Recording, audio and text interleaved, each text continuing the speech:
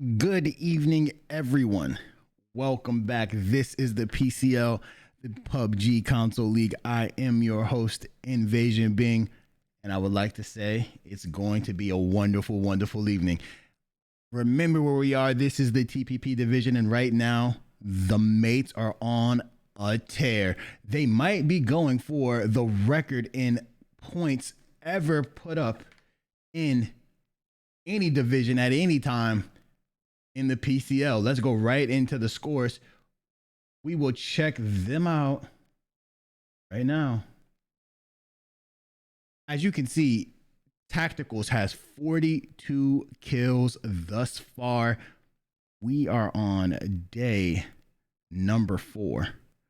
There are still 2 more days in this TPP. There are 3 more days, including this one. That would be 3 more days. He still has time to put up more numbers. If he has 42 more kills, that'll give him a record high. I don't think anybody has had 80, and he's doing a boatload of damage. Now we can see the mates are 100 points. Let me tell you this again: 100 points in front of second place.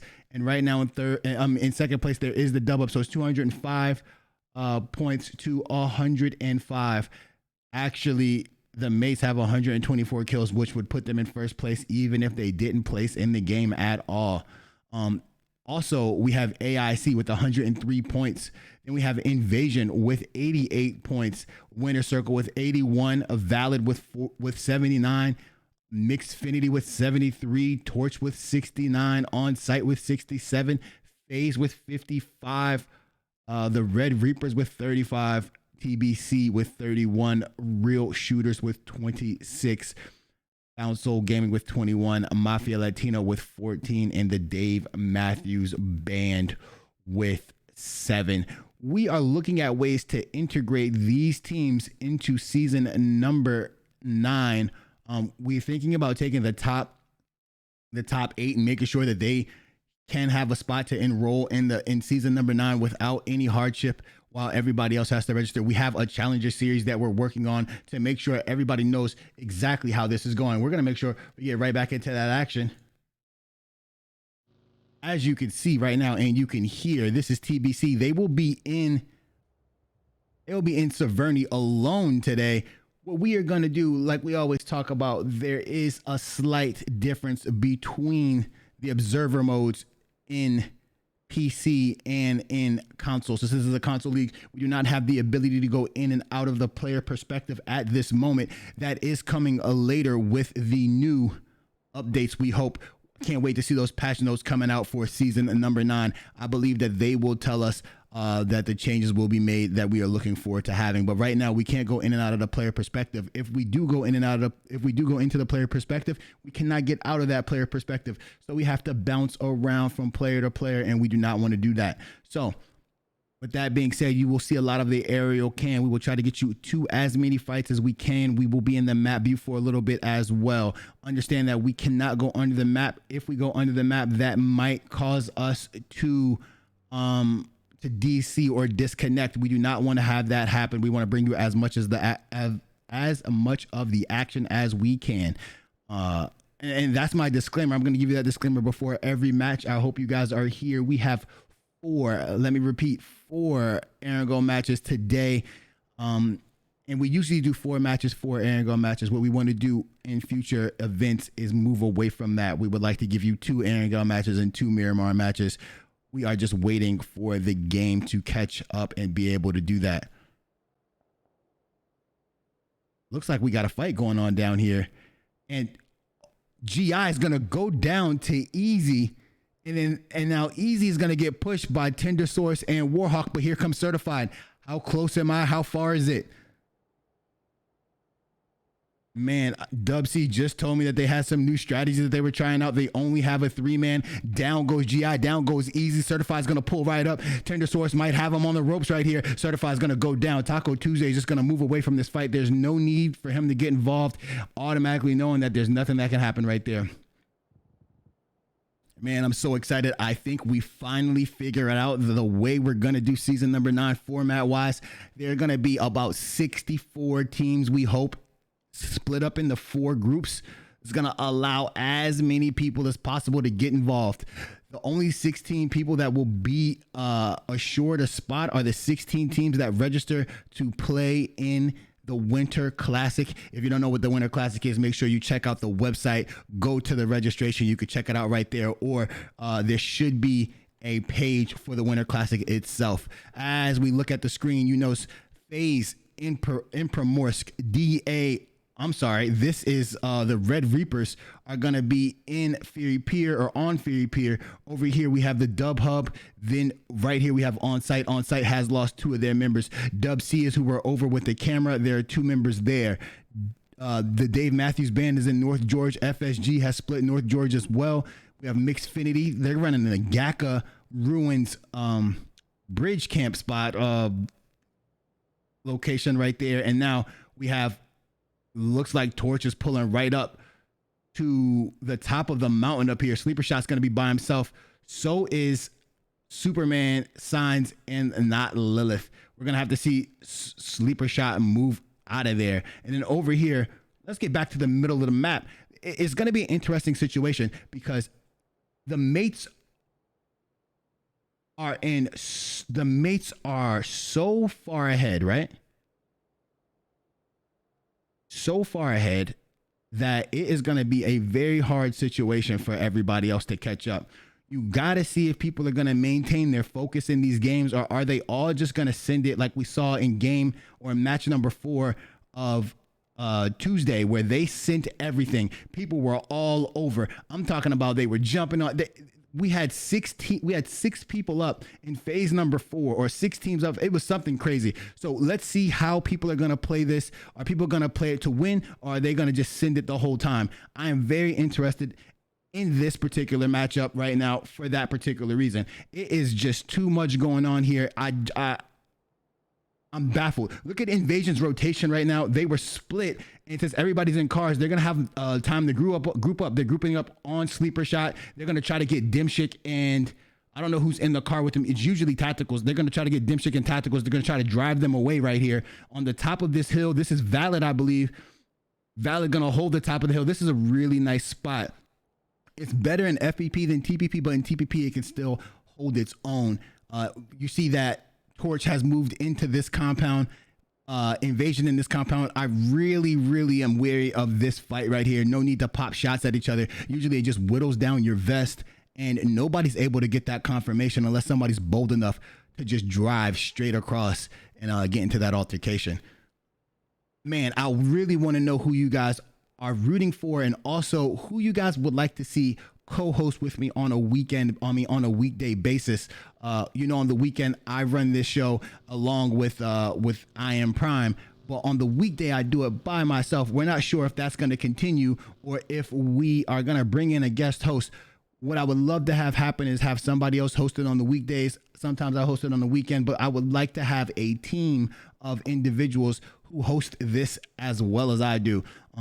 You guys know that we are definitely trying to create that EU side. So this could be a NA only type situation. I don't want you guys to think that we're trying to separate the talent, but we want to get as much talent involved in the PCL as possible. And we would love to get a EU situation brewing. And then later on in the year, have what we can call, quote unquote, a global final. It would be really nice, especially if the pandemic ends and we can somehow turn it into a pseudo LAN tournament, which would mean everybody may be on the internet or doing it online in the same room, which would allow us to see some things that we've never seen before. These are just some of the aspirations that I have, and it would be really nice to see and really nice to be a part of.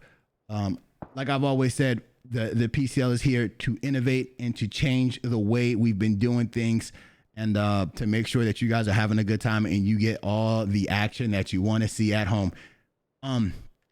Speaking of that, as you can see, there has been some success in console. You know, I'm an advocate for console gaming, especially console PUBG. And if you guys have been paying attention to the dev notes, you can see that there has been a change where they are rolling back the amount of bots that are going to be in lobbies. That is because the lobby and the queue times are healthy, which means there are new players joining the PUBG console ranks. That is incredible. That's what you like to hear. It's about time. Oh, Nuts is gonna go down. It looks like is this them? No, they're out. Baby Joey has both kills right there. Excellent. But like I said, that allows us to know that there has been some change. There has been some things happening with the console gaming community in PUBG.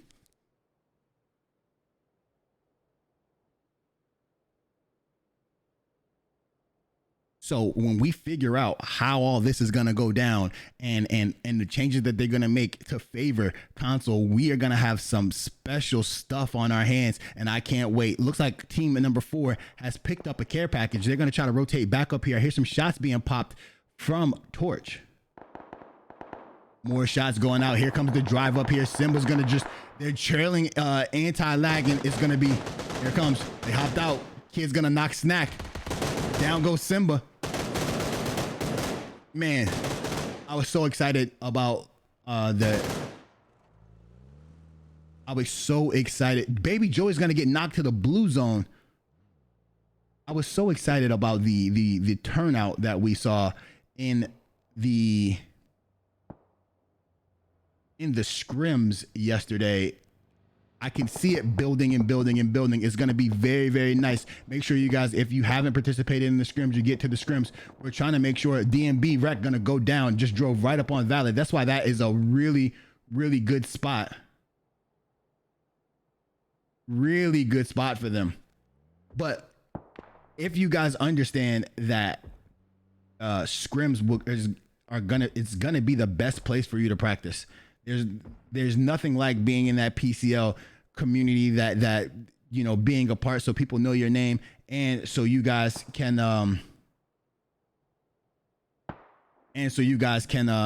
get some practice.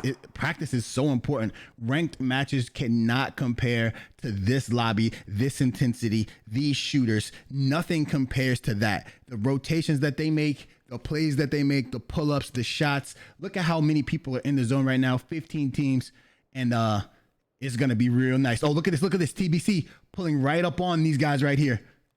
No shot, right? Oh, this is a good spot for them. I like when TBC rotates well, and when they're away from Severny, when they pull up in the spots. They usually only die when they push a team and they get caught not being able to get that early knock. If one of them gets knocked too early, it ends up putting them in a bad position. But when they are IGL'd the correct way, it allows them to gain more spots in the zone and take fights in a smarter way. We do have a fight going on over here. It's the Dub Hub. I am hungry getting taken down and thirsted right there. I think a DA Red Eye also got thirsted and taken down by a member of this team. Looks like Taco Tuesday and A1 Rod are also going to start pushing over there. I'm going to try to get the camera over there.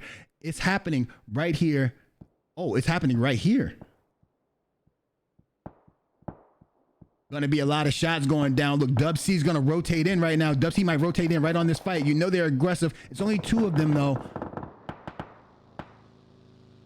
Dub C trying some new strats. We tend to see Dub C do the same things over and over again, but today I was told right before this started that they had new strats and that they were going to try to get involved and try to get down with this.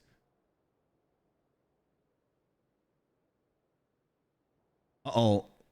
Looks like Poop is making his way in.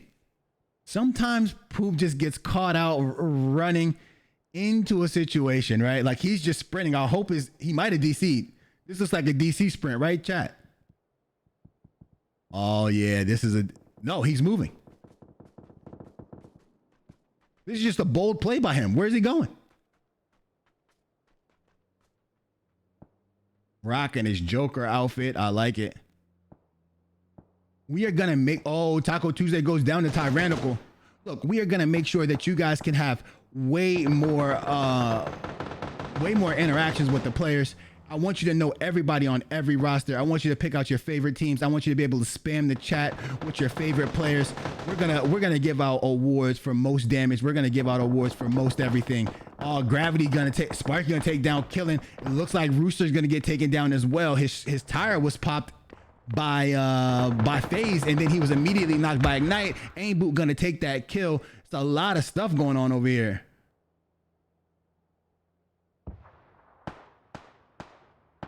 Oh, A1 Rod getting taken down by M and instantly thirsted. Gravity gonna get knocked by sleeper shot. Taco Tuesday gonna be one shot. Diffie not gonna let this go. Diffie gonna press up, try to get some more going up here. Oh, and there goes the nade by M. Tyrannical gets taken down. Superman gets knocked by Tacticals, and then Tacticals gets knocked by Not Lilith. That should be 2 down for. Oh, Gravity's gonna get picked up. Poop gonna get knocked over there. Are they gonna be able to pick up Soup and get the confirmation over here? Here comes another pushover. Lilith's gonna get tagged up right there. Tacticals isn't gonna be able to get picked up right here. I don't see it happening. They're gonna try to rotate down and get him up. There's gonna be some line of sight happening over here. Ortega gonna get knocked over there. That's all happening at farm. Tacticals finally gets knocked by Barley. Barley must be on that right hand side. Signs is taking some damage over here. Pianist is gonna knock Gadimshik. Man, it looks like this might be tough for the mates.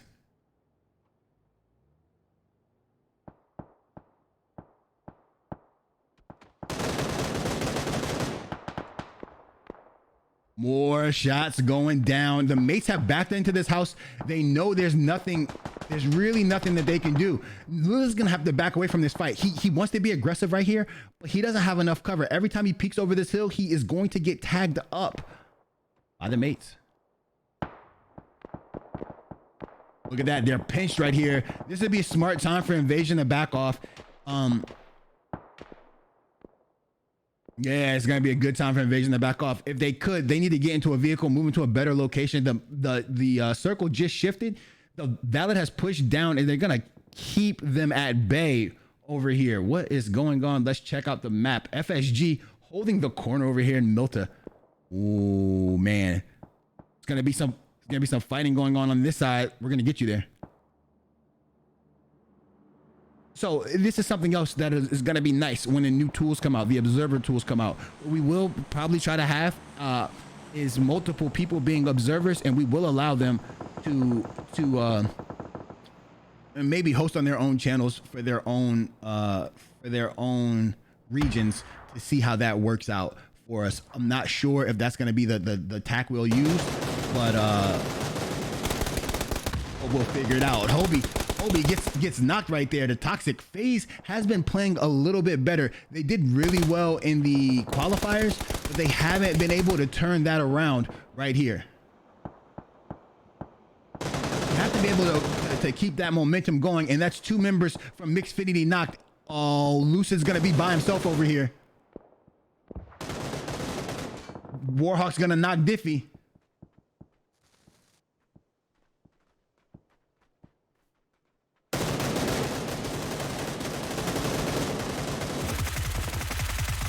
Oh, there it is. FaZe able to get those knocks right there. Sketchy using a UMP right there. We haven't seen that in a long time. Everybody, make sure you if you're in the chat, just do us a quick favor. Go over to the YouTube. In our YouTube, please just hit that button for us. All we need is some subscribers. We would love to reach 1,000 subscribers. We're away, but we need all you guys' help. It just takes a few seconds. It's free. Just go ahead, click that link, head over to our YouTube page, hit that subscribe button. It only takes a short period of time. I thank you everybody for supporting the PCL. Now look at this. Inside in this compound and farm, 2 teams. That's going to be AIC and Valid. Valid cannot get that much peeking going on. I want to see how the mates are going to play this. As I say that, Pianist gets knocked. I think Invasion's waiting for a knock to happen.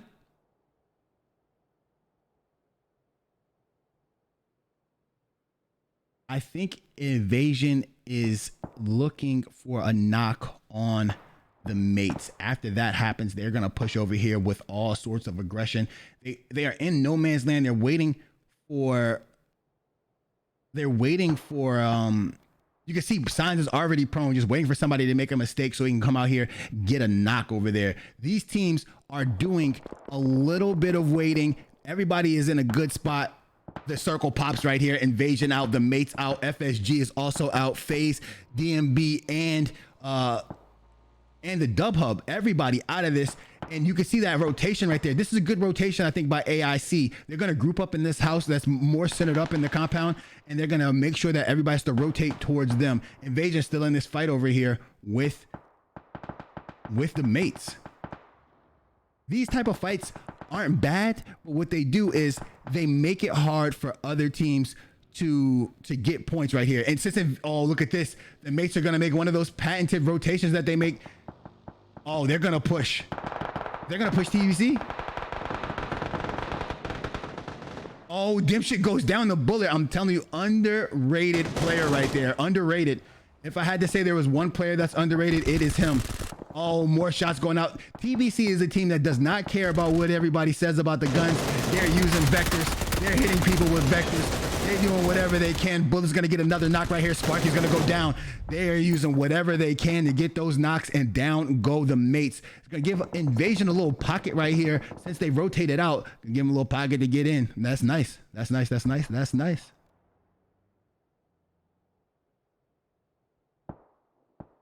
M's going to go down.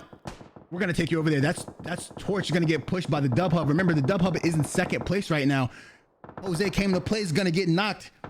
Diffie getting that knock, and then Tyrannical getting that confirmation. Diffie gonna get another knock. No, it's gonna be a trade right here. Now it's gonna be K-Dub and Tyrannical, and K-Dub's gonna go down. It's gonna let Tyrannical get all of these reses.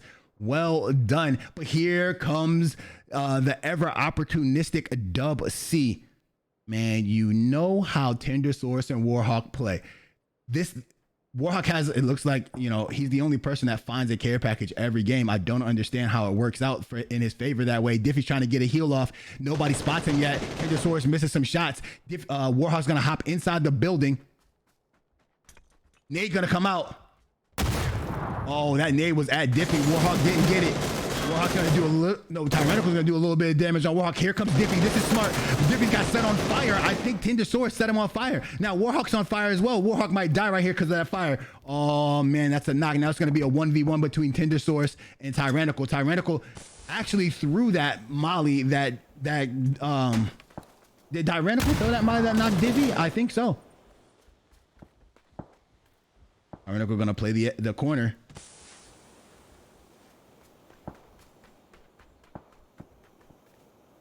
Gonna try to get the pickup on M. M was bleeding out. This is, excuse my language, Chad. This is a ballsy pickup. What? He got it off. He's gonna get up Warhawk right here. M's gonna be low in health. Now my play is to get out of this house, right? Gotta find the window to get out. I don't know if I'm gonna play the house for that much longer.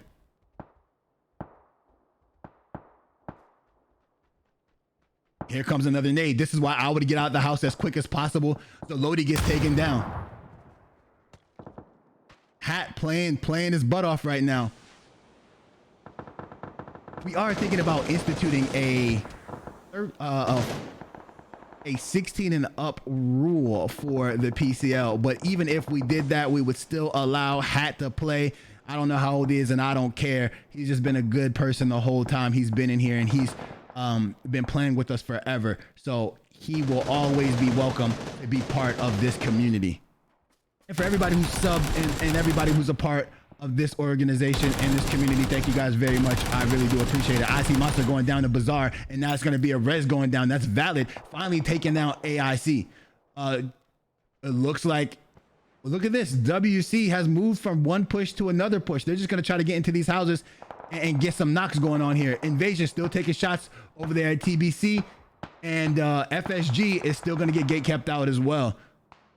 Invasion just playing the circle. We talk about taking up as much space in the end of the circle as you can in the final circle, which helps out right now. Warhawk is going to be able to take down Warrior Muffin.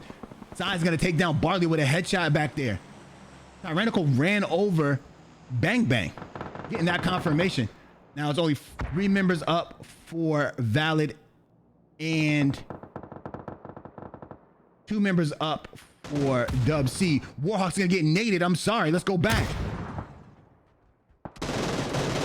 And Tendosaurus immediately clapped by Kid in the Hat. Well done. Kid in the Hat is gonna confirm 2 of those kills. That's 10 kills for, is that 10 kills for Valid? I believe it is. Tyrannical gonna be the last person up for his team right here as Quakes bleeds out. Wait, excuse me? No, M's still alive. Where was Quakes this whole time during all that fighting? More shots going down. FaZe gonna try to hold on. And I think that they're a good team. They just need a little bit more experience. Had some rough starts. They just need a little bit more. Tyrannical is looting. He should probably be getting the res. Since he didn't get the res, he's gonna get shot in the back right here by Valid. More shots going out in the front. I don't know what gun that is, but it sounded really nice. Oh, we didn't talk about this either. We will see a change in weapons used, if I'm correct. And the change in weapons used is going to happen because the barrel is getting nerfed soon. It hasn't been nerfed yet, but there is a lot of evidence that points to the barrel being nerfed.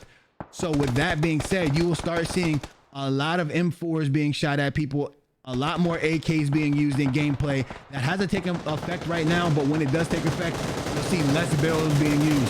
So today we might see all barrels, but I don't think it's gonna last that long. FaZe pushed. They gotta push as a team. Them not pushing, they let the res happen. Oh, that was a good, man, that was crazy. That was a good, that's what I'm talking about. They just need a little bit more experience. They have to go as a team right there on that push. Not Lilith's gonna knock Barley with an arm, and then Bullet's gonna get knocked by Soup with the SLR. Not only, remember this, not only is the barrel getting nerfed, but the SLR has also been nerfed. So we're gonna see a bunch of new weapons being used in the last week. Hopefully we get there. Oh, Tyrannical takes down Pianist. He's gonna bleed out. Whale gonna try to get into this zone and try to get into a fight really quickly. 4 teams up. Invasion with 4. Valid with 3. 1 for FSG and 2 for Torch. Barrel grounds will be reverted. Now we're all hoping and praying for one more thing, and that's the reload time to be taken back to its original spot for the M4. We're all rooting for it. We're all hoping for it. We're all asking for it. But we'll see what happens. That's a good, you could see the pressure being applied by not Lilith with that arm. If they take down FSG well right here, which they do, now Invasion has held up, this entire side is theirs. They can just continue to put down fire. Now you just gotta wait for the zone to pop. If the zone pops and Valid is out of the zone, which they are, they're gonna have to rotate into the open, and you know Signs has a DP. Let's go in and see what teams are looking at. Hat trying to peruse the area, looking, taking a peek. Oh, Lilith hit an arm shot right there. Is gonna take down Tyrannical. Tyrannical is bleeding out fairly quickly. He has been knocked plenty of times this game. Oh, and he's gonna go down. And oh, it looks like M, the pressure's gonna be applied. Signs is gonna get that knock. I'm sorry, did we just see a clown outfit? Not Lilith. That sleeper shot with the clown outfit on. I know it is. Somebody get sleeper shot before I have to send him a Discord message. More shots going out by Lilith. Anti-lag is taking his sleeper shot's gonna go down to Kid in the Hat though. Anti-lag went right into Signs' path. He's gonna get knocked. I wonder if they're gonna pick up Sleep. Signs has rotated on the far wrap. He's gonna be able to take down Hat too, I bet. Hat doesn't even see him. He's farther on the right. He's further on the right. The smoke's not gonna help Hat. Oh, Signs is gonna get all these kills, chat. Signs is gonna get all these kills. Signs is gonna get all of these kills. He still has 9 bullets in his DP. He backs up. You can't see him over this ridge. That's gonna be a nade. It's gonna miss. Monster cannot find him. Is he just gonna shoot these? No, they're gonna let him. Here comes the Molly. The Molly's too hard. Signs is gonna get up and he's gonna put him down with his DP. There's no shot. There's no shot. Wow, wow, wow, wow, wow. You could see it happening. You can see it. You could see it formulating. Signs with that wide wrap. Everybody forgot where he was. And then he puts them all down with the DP. DP got at work yet again. Let's get right into that instant replay action so you guys can see what I saw. Now I'm going to be quite honest with you guys. Hat pushed up on Dub C like they were nobodies. Threw a nade in there, took down Warhawk. As soon as he got done taking down Warhawk, pushed right to Tender Source, popped open the door, let Tender Source have what he was looking for. Now, this is a confusing situation for me, right? Right here, I think FaZe has to push this shack. No matter what, because at the end of the day, when the circle pops, you know you're going to be on the outside of the shack. So you have to get rid of one team, and the team that's in front of them that they have to get rid of is Torch. Now, what they allow to happen right here is they allow them to regroup. Now, they don't get their res on Quakes. I misspoke. But what in turn happens is it allows them to get back into cover, and as they get into cover and get healed up, they end up winning a 2v4 right here. There's no way that should happen in the PCL. 2v4 shouldn't happen when you have a person knocked and you have the momentum and the aggressive. You could be aggressive right there. You have the advantage. You have to make sure that you take every advantage when it's given to you, and because you don't typically get advantages in the PCL, but when you have one, you got to take it. Now, this is what I'm talking about. Look at this. Look at this. Look at this. They're just not pushing as a team. Look at this. Sketchy hasn't moved. Aim Boots too far back. Toxic gets shot from someone else from the side, but now he's alone by himself. The other two have to be pushing towards the shack in an aggressive manner. They're pushing through to the smoke. It's not going to help them, and they're just getting team shot together. Aim Boot makes the wrap right here, but again, he's not being aggressive enough. He comes in the front and he gets taken down last. You gotta play tighter together. It has to be a team effort. Has to be a team effort. And then I wasn't able to catch that action over there, but Invasion was able to hold this whole side, and as TBC was going to gatekeep FSG, they got taken down from the side from Invasion. That man does devastating damage, especially in a situation like this. I applaud Not Lilith for having the confidence to run it in this particular game. It's hard to hit headshots. It's hard to get those knocks, but definitely well done by him, and good use of that, and good job by Superman and Sleeper Shot to support him with accurate DMR fire. Right, that is excellent. Now, right here, I'm gonna be honest. Right here, when I saw this is when I thought Invasion was gonna win the game. They have the ridge and the high ground, and once the circle popped, it put Valid out of the circle, and Valid had to make a move into the circle. That automatically put Invasion into the driver's seat in this game. Now, what you also see is that Signs takes down well, but whoever hit this shot right here, whoever hit the shot on Tyrannical really opened it up for Invasion.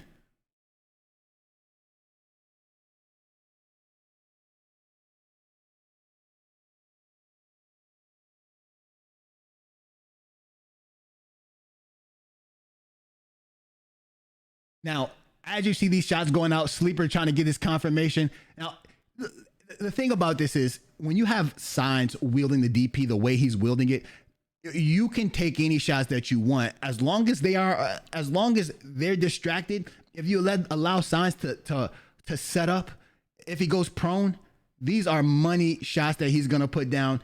I am telling you that he is going to hit every single one of those shots. After I saw that he was already over there, Anti-Lag had no shot. He drove literally into Signs' line of sight, and then Hat threw out some smokes. I know Anti-Lag didn't know where he got knocked from. Then Hat was focused on the team in the front as they were holding him. Now he's gonna try to make his wrap around there. As you see, Signs is already posted up away in the corner. Now this is gonna just have him put down so many shots on everybody right here. Even when he misses, it doesn't matter. He has so many bullets left, and He has so many bullets left, and it allows him to hit so many shots. Now, right here was the only opportunity that Monster had. He didn't know how many shots Signs had left, so he's just trying to get some nades off on him. He's not able to get him, and it allows Signs to get up and put him down. With that being said, we're going to go right into the intermission. Thank you guys for all the subs. You guys are too much. I cannot believe it. Thanks for the gifties. I appreciate it.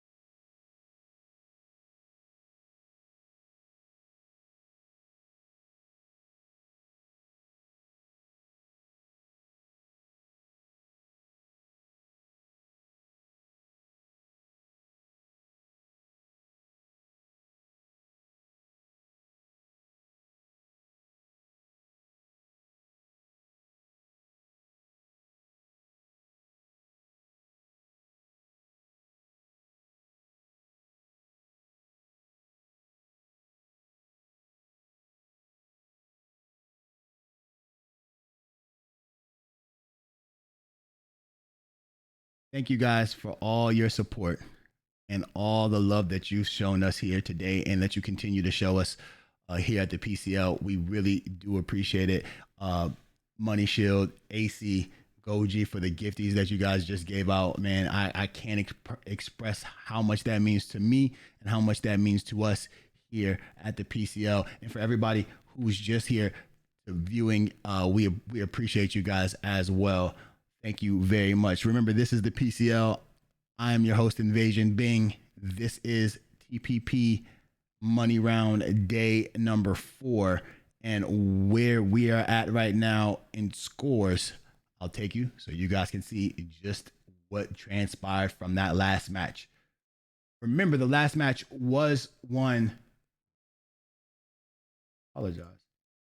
The last match was won by Team Invasion, and they were able to creep up into 3rd place. So, with that being said, the mates are still about 94 points ahead of everybody else. The Dub Hub with 110 points, up 4 points on Invasion. Invasion in 3rd place with 106 points, and AIC in 4th place with 103 points. So it looks like there's a race for 2nd place. And if these teams continue to play at this level, they might have a chance to catch the mates. Are we saying this might be the highest scoring PCL ever? Is that what we're getting into right here? Tacticals was not able to get a kill in that game, which in turn keeps him at 42 on the kill count. Everybody, please understand how much I appreciate you guys and for everything that you do. When the PCL was started, there was no shot that we thought we would get a community like this, and you guys have come through in full force to help establish us as a great community and a great place. And thank you guys very, very much. I really, really do appreciate it. You guys are awesome. Let's get you back into that action right now in game. Remember, everybody, that we are a console league, and since it's a console league, there is we have trouble getting to everywhere on the map right now. The observer mode is a little different than it is on PC. We cannot just point and click and be in a particular location. So sometimes we have to fly there, and it takes us just a little while. Make sure that you guys are aware of that. And also, we cannot go in and out of player perspective. So what we do is we stay in the aerial cam as much as possible. And then after that, we do, and I repeat, we do during the end of the game go into the player perspective so you guys can so you guys are so you guys do have a chance, to see what people are looking at. And right now we have one of our we haven't had it in a long time, but we have a milli zone. Everybody, welcome.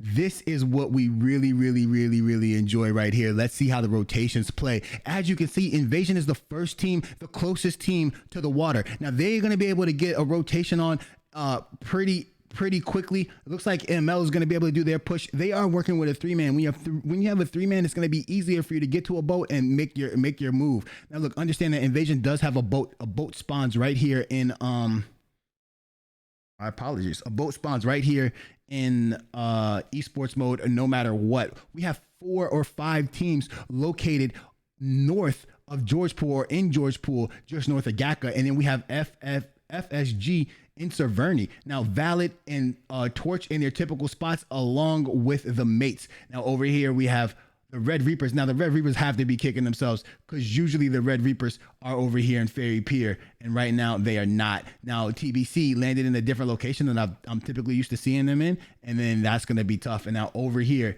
is Dub C, who is land in another spot that they said they were going to try something different. They went back to their home sweet home because they didn't like the results that they had. Now I'm going to take you to Ferry Pier. I think this is where we're going to see some action. Now, you know, the mates' typical strategy right here. They're going to get all the vehicles on this road. They're going to take themselves over here to this bridge. And as they get to this bridge, they will be setting up a bridge camp. Their bridge camp is a little different than what you would typically see in a pub lobby. Instead, what they're going to do, they're all going to be kind of on one side of the road. They're just going to try to get knocks, as many knocks as possible. If they do get a knock, they will be able to confirm these kills. They do a really good job of making it really hard for other people to cross the bridge. We're going to go into the map mode just so we can see what's going to go down here. Look, America has actually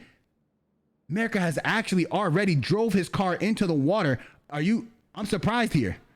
Invasion was driving across, saw America, stopped and hopped out, so they went for a little bit of a bridge camp themselves, but now they're going to have to be in a whole fight over here. FaZe is going to try to rotate over here. If we see a lot more action on this side of the water, we're going to take the camera back over here. It's just going to take us a little while to get here, okay? And if that happens, oh, America goes down. This is what I was wondering was going to happen. There's a boat that spawns over here over here somewhere. I think there's a boat spawn right here, actually. One boat spawn, and then there's another boat spawn over here.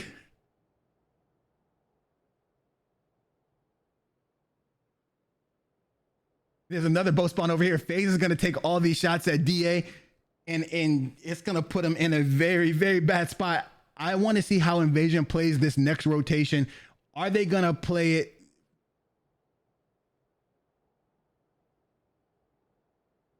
They usually play the top of this mountain over here, but now they're going to rotate a little far off. I wish we had a Novo ending. I haven't seen one in a long time. These two teams will end up fighting each other, I believe.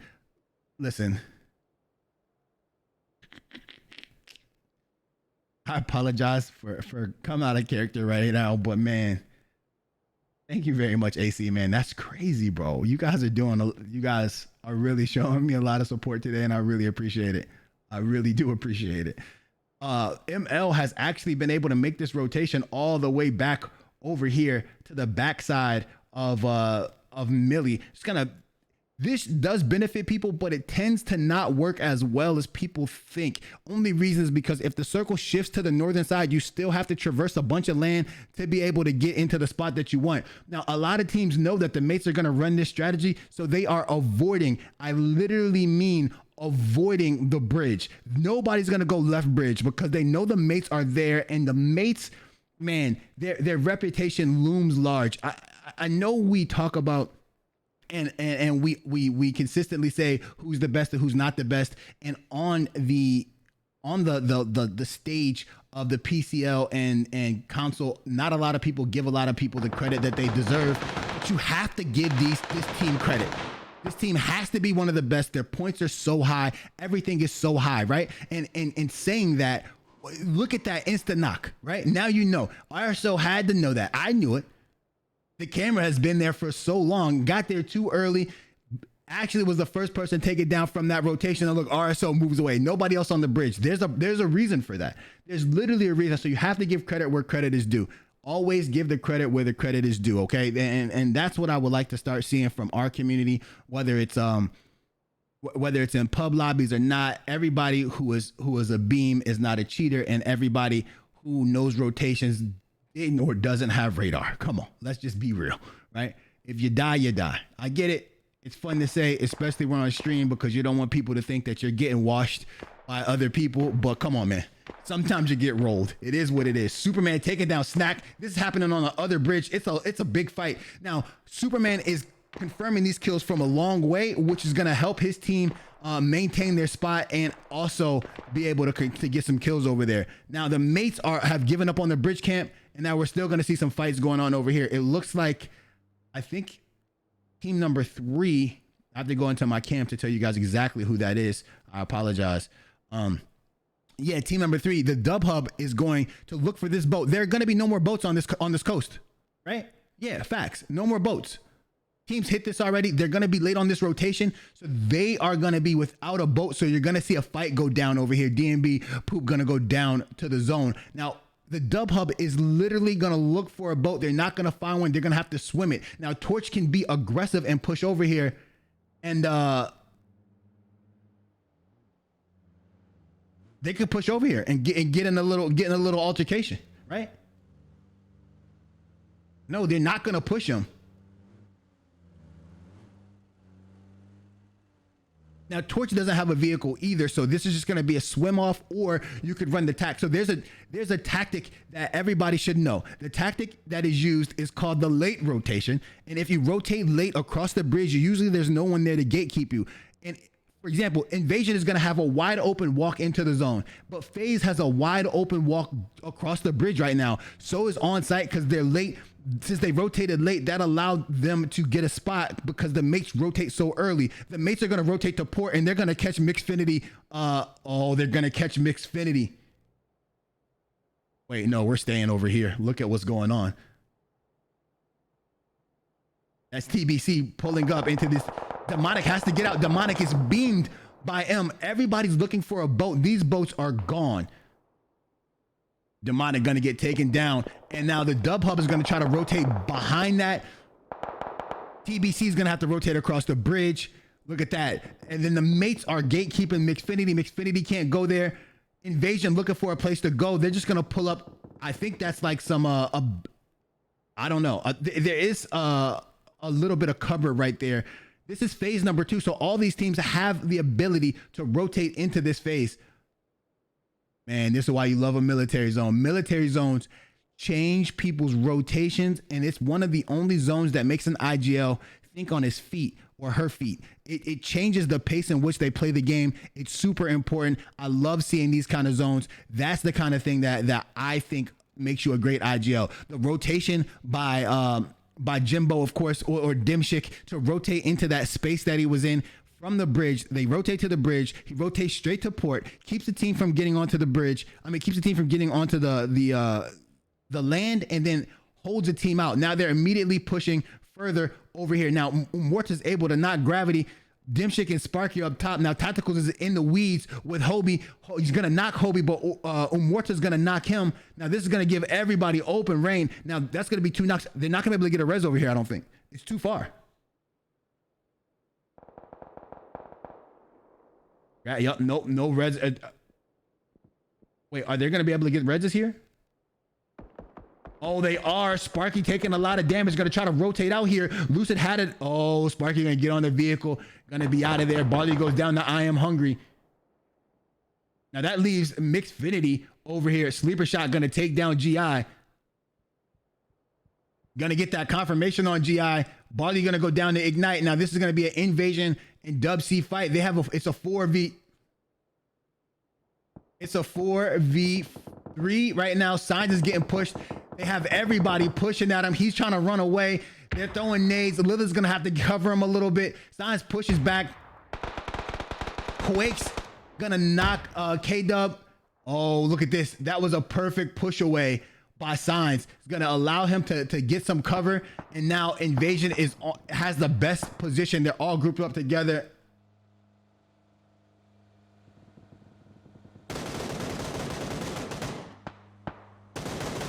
More shots going down as FaZe tries to rotate in. Now this might be tough. Yup, Matt's gonna take some shots here. Superman's in a bad position. Maybe Superman gets knocked by Tendosaurus. Nope, Tendosaurus takes some shots here. As they rotate down on this ridge, Signs is gonna have the dominant position.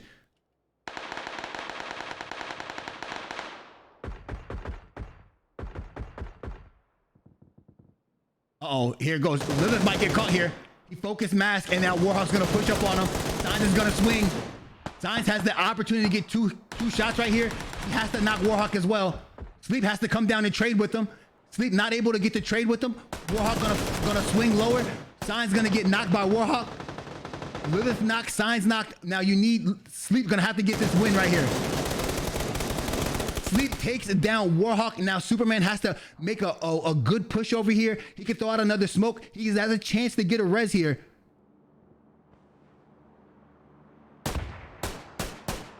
They're calling him out. Sleep wants to get. This is smart. This is smart. Just a couple shots to keep Tendosaurus from getting a thirst. Now, if they get the pickup right here on Signs, it's going to allow Sleep to be aggressive on the push. Superman can get the hold. Signs can get the res. He needs to smoke again. They need another smoke on Lilith. This is phase number 3. It's going to hurt. Mask going to get confirmed. That's smart. Somebody has to pick up Lilith. Oh, that really put Tendosaurus in a bad spot. That one tag hurt so much. He doesn't know what he can do here. Lilith's gonna get picked up. It's gonna be an instant res. They're gonna push back to the zone. They don't feel like this is a fight that they need with one person, and no need to lose another person. Another smoke gonna go out for not Lilith, and he's gonna get his heels off. That's gonna leave Tendersaurus in a very, very, very bad predicament. And look at this. Sleep take a vehicle to get further into the zone. Nobody's able to steal the kill on Warhawk. Tendersaurus is just gonna try to met up right here. Warhawk finally bleeds out. Superman gonna try to push down a little bit, trying to find an angle. He doesn't need this fight. Just take your kills and rotate in. He might be looking for some heals or something. Look down here. Team number 10 has a gatekeep opportunity on Invasion. If Invasion rotates to the left, they are good.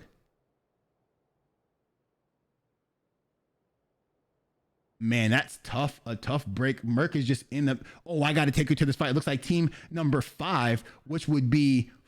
The mates are in the compound with FaZe. FaZe has been playing very well, as we've been talking about all night, and we could see if they're gonna get into an altercation or not. I think the mates might just hold this. Oh, Lilith goes down the Tinder. Soup goes down the Tinder. But Tinder dies to the zone. It's phase number 4. Lilith's gonna bleed out. Are they gonna risk getting Superman? I don't think you can go get him in phase 4, right? They were looting. Didn't work out. Soup goes down. Lilith goes down. Phase number 4. But it's fine as long as they could keep their... placement, they're going to be fine.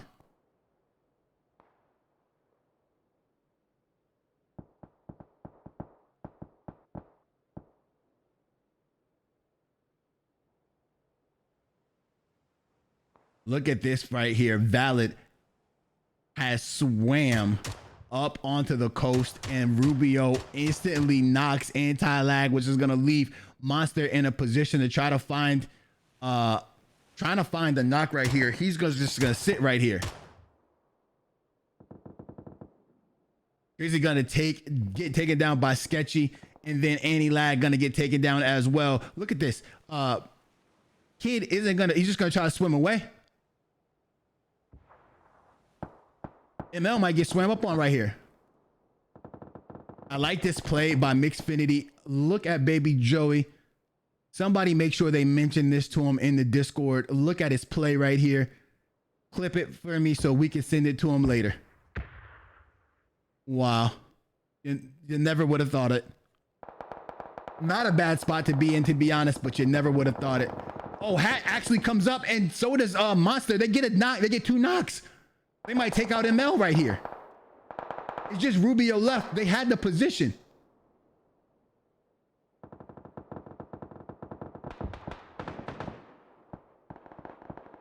Oh, here comes Monster. Oh, down goes ML. Not well. We always talk about the aggression. We always talk about the aggression. You got to be aggressive.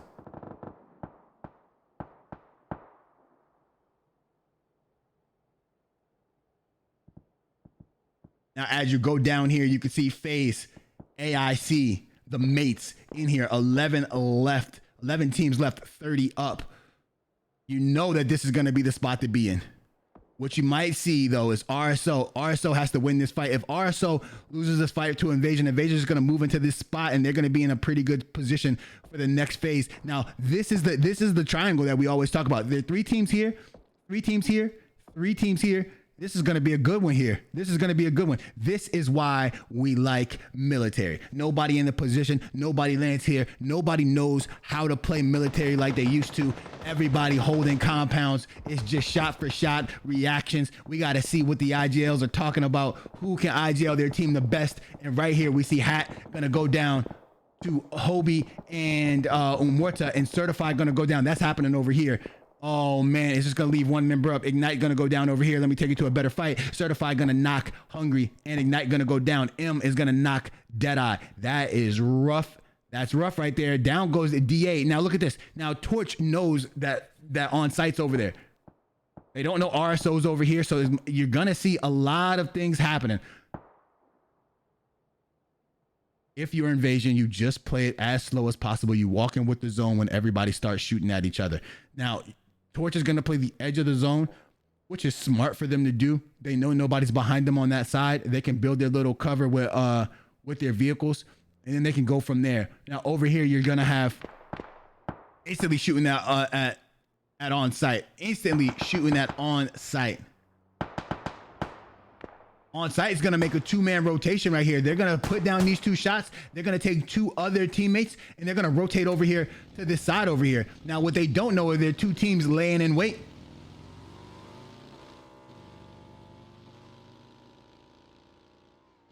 Here comes TBC on their rotation into. Oh, they're all gonna rotate away from that fight. This is gonna cause a whole bunch of different issues. Oh, look at this. Now, this is a situation where I think Invasion could have played the Shack and it would have worked out for them. TBC wants to get right here involved, and they get taken down. Bullet gets knocked instantly by Sparky. Sparky was waiting. Killen's gonna hop in there. It's gonna be here with AIC. Can he get a double wipe? There goes one. Gets one take. Oh, he gets taken down. Signs is gonna knock A1 Rod as A1 Rod tries to pull up on Invasion into that compound that I was talking about. And as that, Signs is gonna get that confirmation, and Monster's gonna get taken down by Umorta. Umorta playing that side over there. Joey still holding on top of that Shack.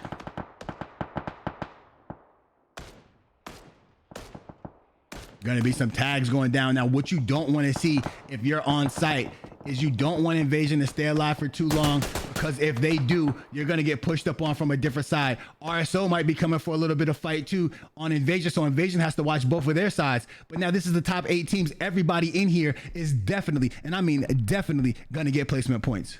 Baby Joey taking down Certified. Now this is what I was talking about. That third party really hurts.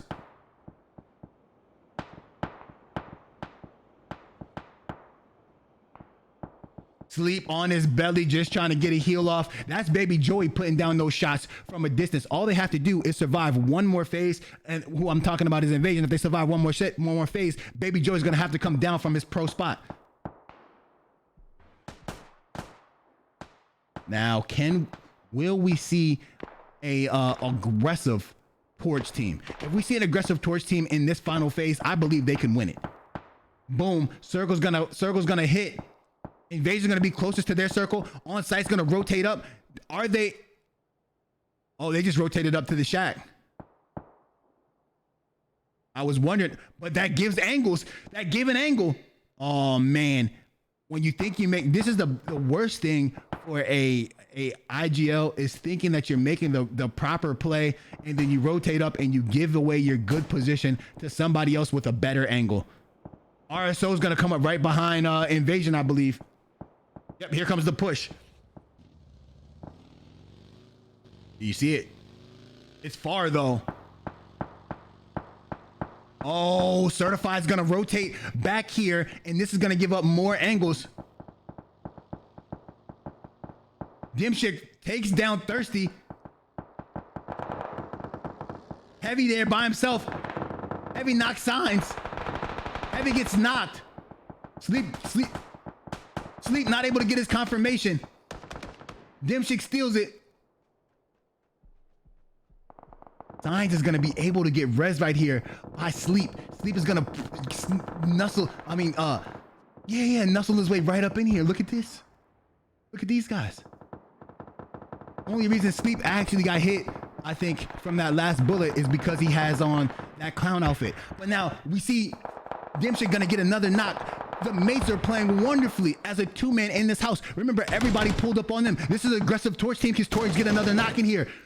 Diffie gonna knock Zalodi into this room, and then M knocks Don't Miss. Now they have taken over this compound, but before Quasi get in the door, Baby Joy's gonna get his knock and his confirmation. Thirsty finally bleeds out. Oh,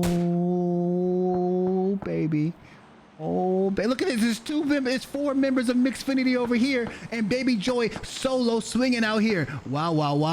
We finally have a Baby Joey sighting. We've been looking and we've been waiting and we've been watching, and now we finally got one. Mercu hopped out of his vehicle in a wrong spot. He's gonna get tagged up, probably shot in the back right now. There goes Sparky, gonna take him down as well. Now Sparky looking elsewhere. Is Sparky gonna be able to get these kills on Invasion? It looks like he's taking shots at Signs. Signs is in a very rough spot right here. Signs is gonna go down again. Sleep is probably telling him, look, man, I can't get you this time.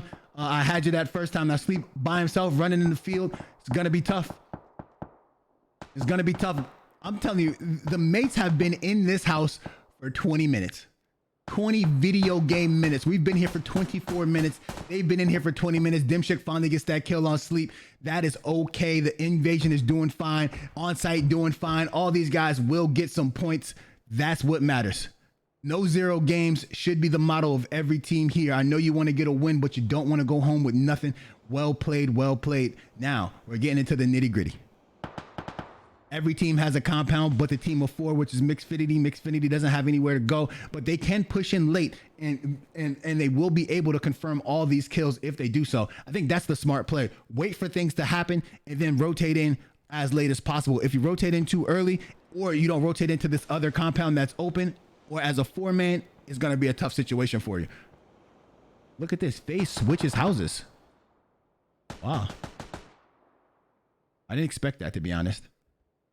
I understand the move, but I didn't expect it. They moved because Baby Joy was shooting into their house, which is smart. And they've been there long enough to know that nobody else is over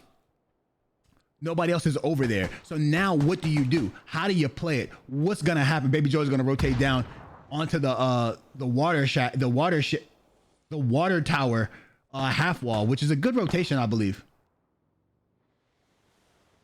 Gonna prone it out. This is smart. This is what I thought Mixfinity was gonna do. Mixfinity is just going to hold as long as possible. Wait for a second. Diffie gonna take down Baby Joy. Baby Joy peek, and Diffie make him pay. FaZe is gonna put down more shots over there. Are they gonna be able to get the res right here? I think so. And then, so Baby Joy saw that they left that and then rotated in, and M gets knocked by Dimshik. One more knock, and we're gonna take you guys right into the player perspective. Don't you worry about it. And then there it goes. M's gonna burn to death. Divvy's gonna be by himself. Dimshik has 5 kills. More knocks going down. Baby Joey still hasn't been res yet. More mollies. Mollies are so good in this game currently. If you don't tote mollies, I don't know what's going on. Especially in a camping scenario like this, you gotta have a molly. Let's go inside. If you're gonna play a bathroom. He thinks Dimshik is gonna push in here. Shots on outside. Sparky's gonna be the person just to hold right here. Just gonna go prone for as long as possible. If you have one person outside doing the work, no need for everybody to be doing the work, right? He could just play for placement.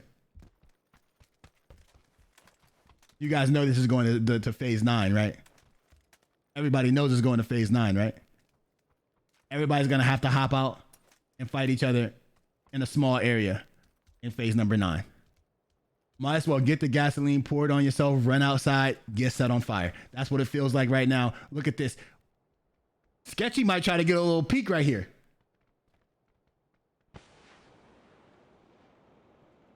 Sketchy might try to get a little peek right here. Wait, what? Why does Hobie have the arm right now? Is Hobie gonna try to hit an 8 times arm shot across? That would be a game changer. Smoked out, going for Dimshik. Dimshik needed to switch vest, able to get that switch done. It looks like there's some shots going off. That was a nade. He did not want to throw that. Baby Joy just trying to create some angles for himself. Yep, use your TPP advantage. He's trying to climb up there. Diffie is dead. Oh, he's standing on top of the tub so he doesn't get mollied. Oh, that's OP. Toxic gonna get knocked. Mortar going in. That's gonna be a flash up on the corner. They pre-fired. He hit him with that flash. No, Baby Joey hopped in the window on the other side. Oh, we have a rare Baby Joey sighting. We haven't seen him in a long time, but he's back. I mentioned the new way of qualifiers got him excited. He's back. Oh, Diffie wins one. He's 10 HP. Dimshik swung. Diffie kills him. Now it's 1v1v4. Who could have thought? Look at Sparky. Look at Sparky. I need everybody to look at Sparky. This is how a grade A player plays right here. You gotta get on your belly sometimes. You can't be too confident. You crawl your way into second place. Diffie holding the shower. Look at Lucid using his TPP advantage to his advantage. Oh my goodness. Phase number 9 closing in. Hobie trying to get an angle on somebody, doesn't see anybody. They have 4 man up. Baby Joy's in the perfect position. He might come off with both of these kills. Unless Sparky, you know Sparky's been looking at him the whole time. It's the way the extra camera works. He's watching him. He's waiting for his time. Joey doesn't know he's there. Sparky has been crawling for so long. Diffie rotating in the back of the big house. Let's go back over there. Muerta.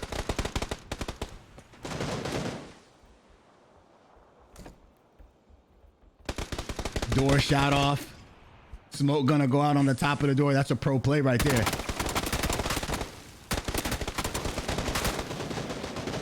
There's so much shooting going on. This is Joey, I think.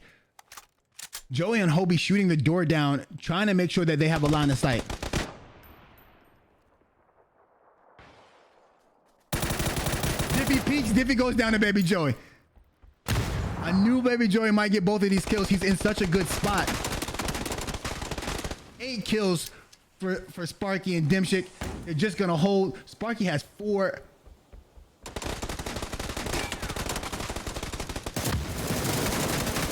Oh, down he goes. Mixfinity with a win. 11 kills for Mixfinity. Nice to see him back in action. 2 kills for Baby Joey, but it felt like a lot more. Well played by that team. Let's get you guys to the instant replay. Well done. Well done, Mixfinity, back on the board. This was, how do we say that? A sweaty game, I guess. But this is what happens when the circle ends on a compound. If a circle ends on a compound, you will see teams holding that compound as tough as possible. What you like to see in this situation is you like to see how teams are rotating, how they play together, and how they're covering angles, right? The play by Baby Joey on phase was incredible. All right. After Muerta gets that knock with the nade and Baby Joey hits the climb on top of the building, Muerta throws another stun in there, which allows Baby Joey to sneak up behind the member of phase and get the knock and the kill. Now that is teamwork, and that's well played and excellent job by them. There's not much more you could say for their teamwork and effort. They were able to hold the port, rotate in, and then pick their compound. Baby Joy was over there, and as Baby Joy pushes over there, he's able to cause a bit of a distraction and also give the right comms for his team to push up onto the proper house. Well done by him. Well done by that team. They deserve this win. They played it perfectly and excellent job. Now, FaZe was over here doing their thing for a little while, right? They pulled up to this compound. They only have 3 kills, but they were able to stay alive for a very long time, which got them a 3rd place finish. Sometimes it's not always about the kills. When you get into a situation like this, when you're down a member or 2, you have to settle for quote unquote a moral victory, right? All you have to do is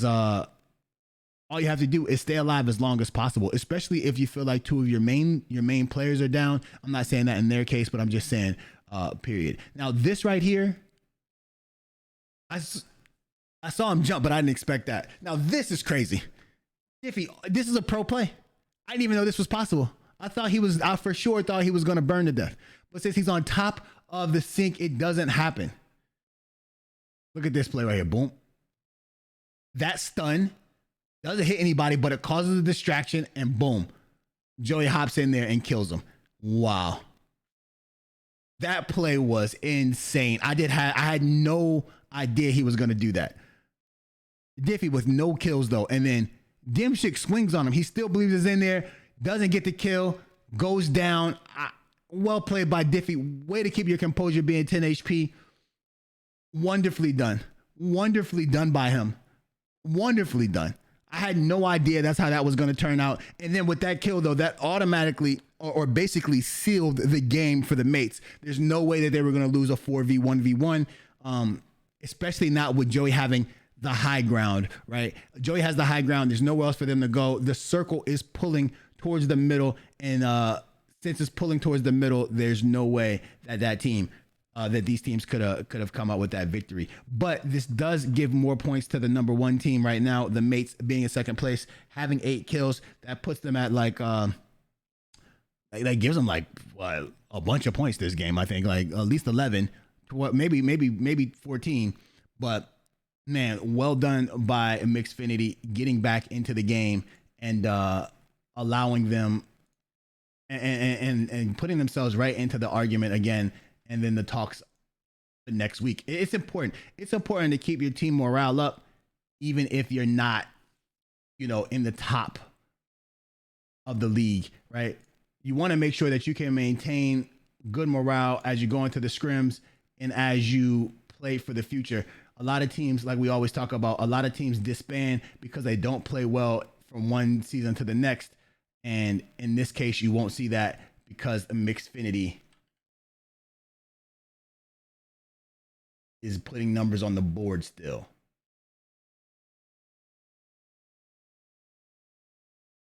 Those were excellent shots by Baby Joey right there. Baby Joey able to put down so many shots on Diffie. Diffie had no shot. He actually was going to throw, I think that was a smoke. And by the time he got that smoke out of his hand, it was already a ripperoni.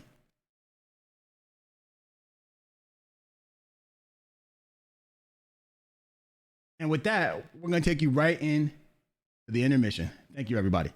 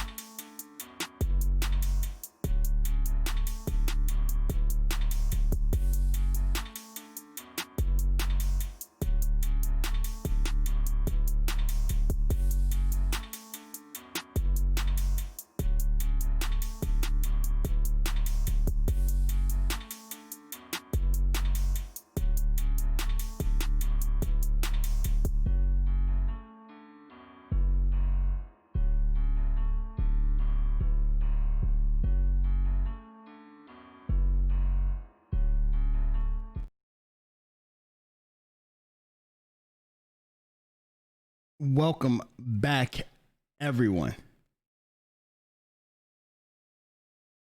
I am your host, Invasion Bing, and this is the PCL, PUBG Console League. We're back with match number 3 of 4 for the night. All our matches will be Erangel for this event. The winner of the last match, Mixed Affinity, was able to take it home on one of our very few military drops this season, and they played it very well. They had to play it a little slow. They stayed in the compound for a they played the edge and then rotated in and were able to get the knocks necessary to get them the W. That is very well played on their part. Let's go into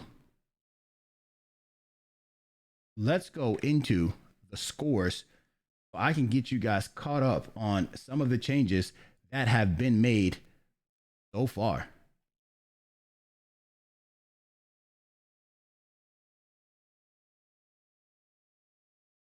As you can see, the mates still in first place, actually increasing their lead from what it was a few minutes ago to now being how many is that? 16. 106 above Invasion. Invasion being in second place, and Invasion moving up to second place with 114 points.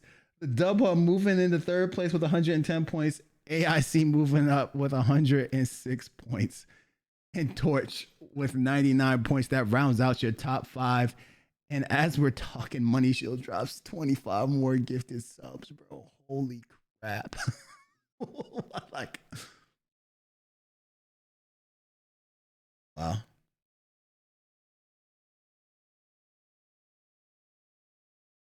Wow.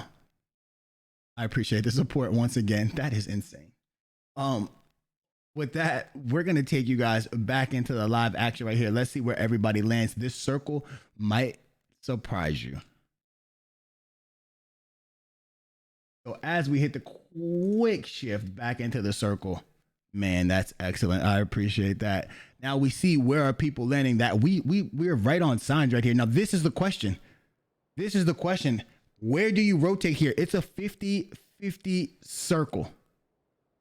50-50 circle.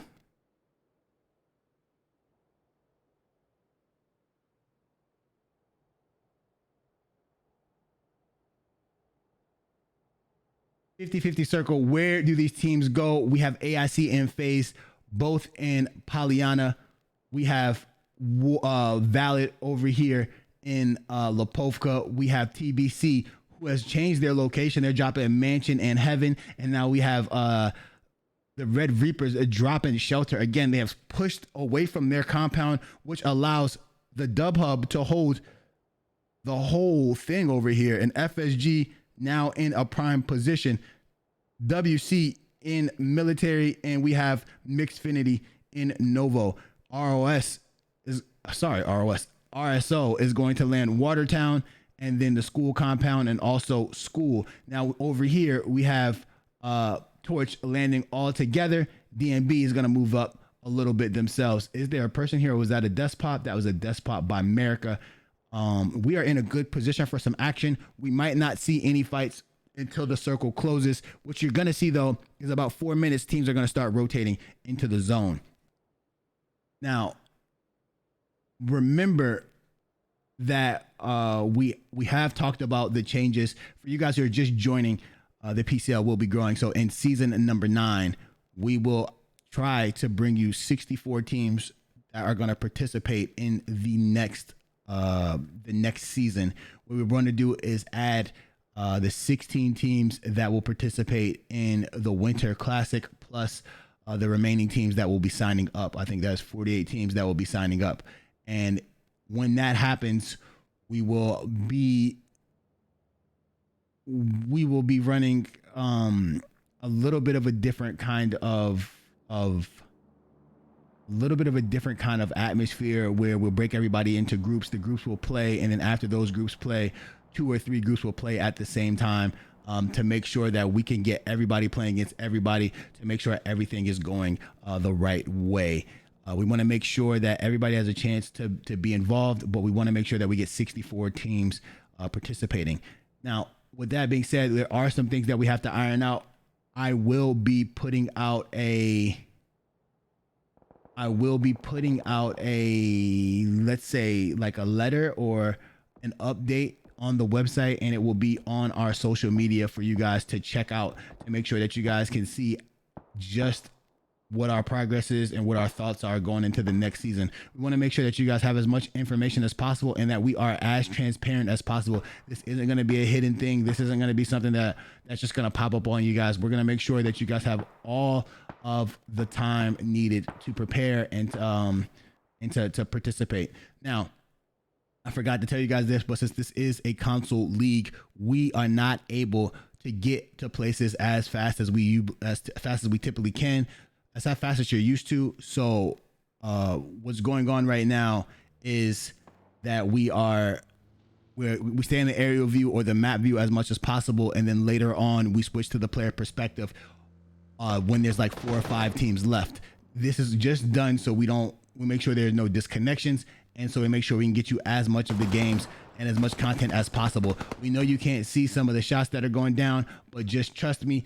And when I say this will be fixed by PUBG, they have already told us it will be in the patch notes very soon, and we will have more observers and we will give you a better production. So thank you guys very much for sticking with us. Again, thank you for all the subs, everybody that subbed. I really, really do appreciate it. You guys are the greatest. Your support is beyond more than I ever expected from this channel. This channel was only made to help out the community and getting a console league together. What we're trying to do as well is make sure that we provide the EU with their own console league as well. So what we want to do is have a NA part that people on the North American side can participate in, and then the EU part where people on their side can participate in. We don't want to, and then at the end have a global event. That way everybody can have something that they're shooting for. As you see, the mates have moved down on one side of the bridge and Dub C moved on to the other side of the bridge. That is very, very bad for everybody else, to be honest. Choppy gonna go down as he drove right into I Am Hungry and America.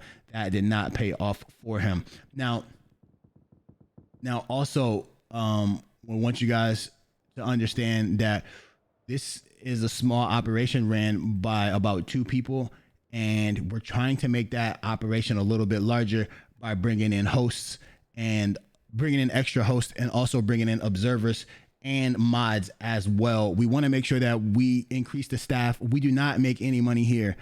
Currently, this is not a for-profit event or events. Maybe in the future we'll be able to do that, but everybody who participates in these and does these type of things has not made any money off of it. So with that being said, we just want to make sure that you guys are aware of that before you sign up. Maybe later it'll turn into something like that, but right now it is not that case. Don't miss gonna take somebody down. I'm sorry, I missed that. The Don't Miss gets taken down. That's happening right here at this compound. Now, with all that being said, all this stuff will be happening. The end October is the end of season number 8, and there's a month break in November, but we will have scrims every week and on the weekend. So then, oh, well played by Trixie. Iffy he's gonna come out swinging. He thinks Trixie is low. Oh, he finally gets that put down. He almost died right there. Well done by him. But yes, after that, we will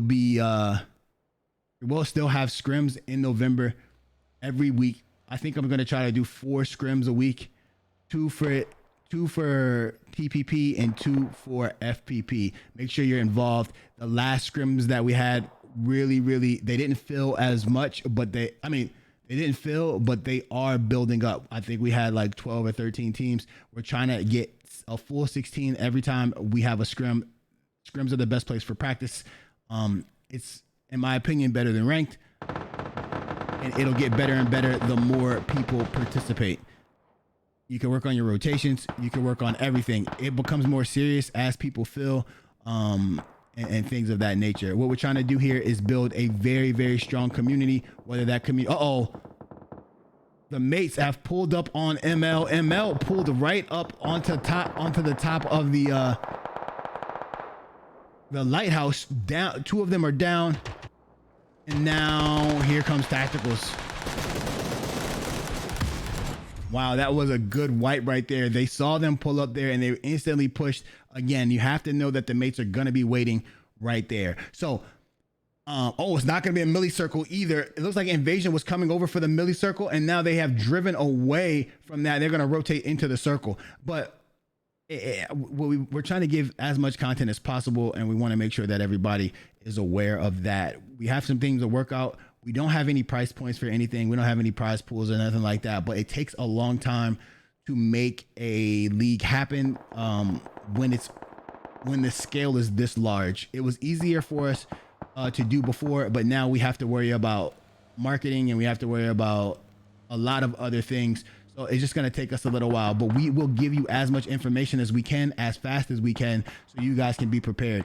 And with that, make sure you join the Discord. That's where the information will be, as well as on social media. Make sure you're following us on Twitter, and it's important. It's important to understand what's going on. Twitter is one of our most used tools. Hey, look at this valid pull right up on site. It was a timing thing. Easy Money had just left with Taco Tuesday, and now they're wiped. You have to leave together. If you don't, you end up in tough situations like that. Now, I wonder if Valid's gonna push down right here to this compound since they heard that shooting, and gonna try to get up on the dub hub over here. Thirsty gonna go down to Dimshik. Poop gonna go down to Demonic, and then Barley gonna get their confirmation right there. Now it looks like the mates are just gonna push right over here after they got that knock. Now they're gonna play aggressive on this shot on this warehouse that's behind gas. Heavy gonna go down to Sparky. Is gonna be a smoke out right here on the back. Dimshik's gonna get the.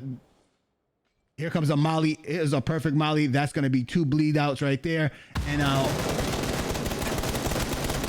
Pack takes down Nuts. That's RSO taken down pretty swiftly.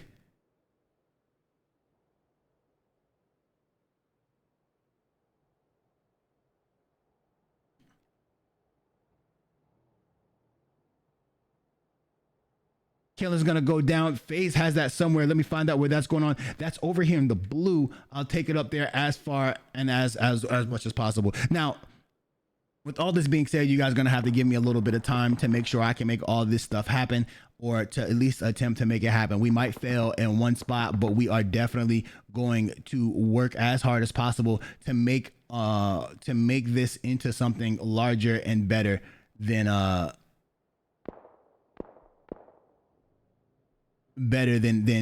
what's expected, right?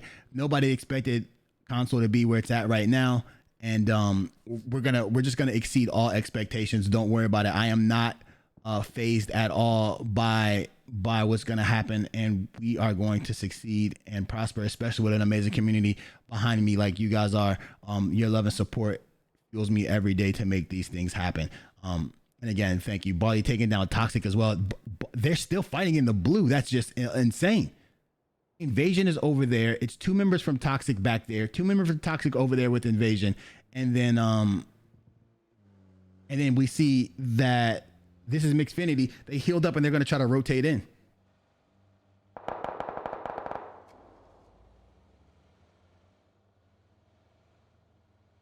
Are they going to stop? Baby Joy's car looks like Baby Joy's not the best driver I see, but we're gonna do our best to make sure that console comes to the forefront. I think that PC PUBG had its time, and I think that now it's time for console PUBG to step up and carry for a little while to make sure everything is right. And I want to make sure that the PCL is on the forefront of that expedition and of that journey. And thank you guys for the support. Now look at this zone. Everybody expects it to not go across the. Look at this. Wait. Why? They spotted them. Oh, the entire Dub C has eyes on Invasion right here. Invasion is going to try to get across this water onto this boat, but they have been spotted. We're going to take our eyes over there. See exactly what's going to happen. I'm afraid. GI is looking. Is GI gonna hit some shots? If he misses these shots, it's a wrap. He missed an arm shot right there. He missed another one. Missed another one, whiffing.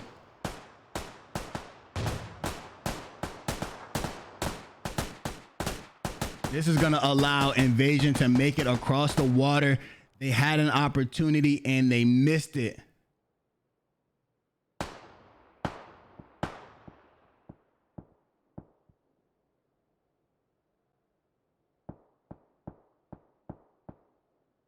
But with that pull-up, Gravity is going to be able to get right on top of Invasion. Look at this pull-up that happened. As soon as they heard it, there's no shot for Sleep. They heard that bolt going over there. Sleep's going to go down. Lilith's going to hold. Lilith's got some shot on Dimshik. This is a pullback situation in my mind. You have to just sacrifice Lilith right here. You can't take a 0 game right here. Signs is gonna go down the snack. Soup is gonna get a knock on there, but now Soup is gonna be one shot. He's gonna be able to get a heal off before he's pushed. He is able to get the heal off. No chance for Signs. Nate's gonna go out. Lilith's gonna go down to tacticals. Soup is a very good 1v4 player. Let's see how this works out. What he can't take are those shots from tacticals and Gravity on that side. What he could try to do is he needs to get at least 1 kill right here. It's important that he gets a kill. They're trying to maintain their lead on the dub hub. What he might do right here is hide. Here comes a molly. Pretty short. If you see in the distance, you could see that, oh, he jumped in the water. In the distance, you can see WC is swimming in right now.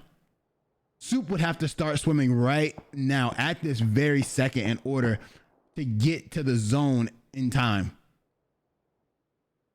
Remember, everybody, hit that subscription button on YouTube.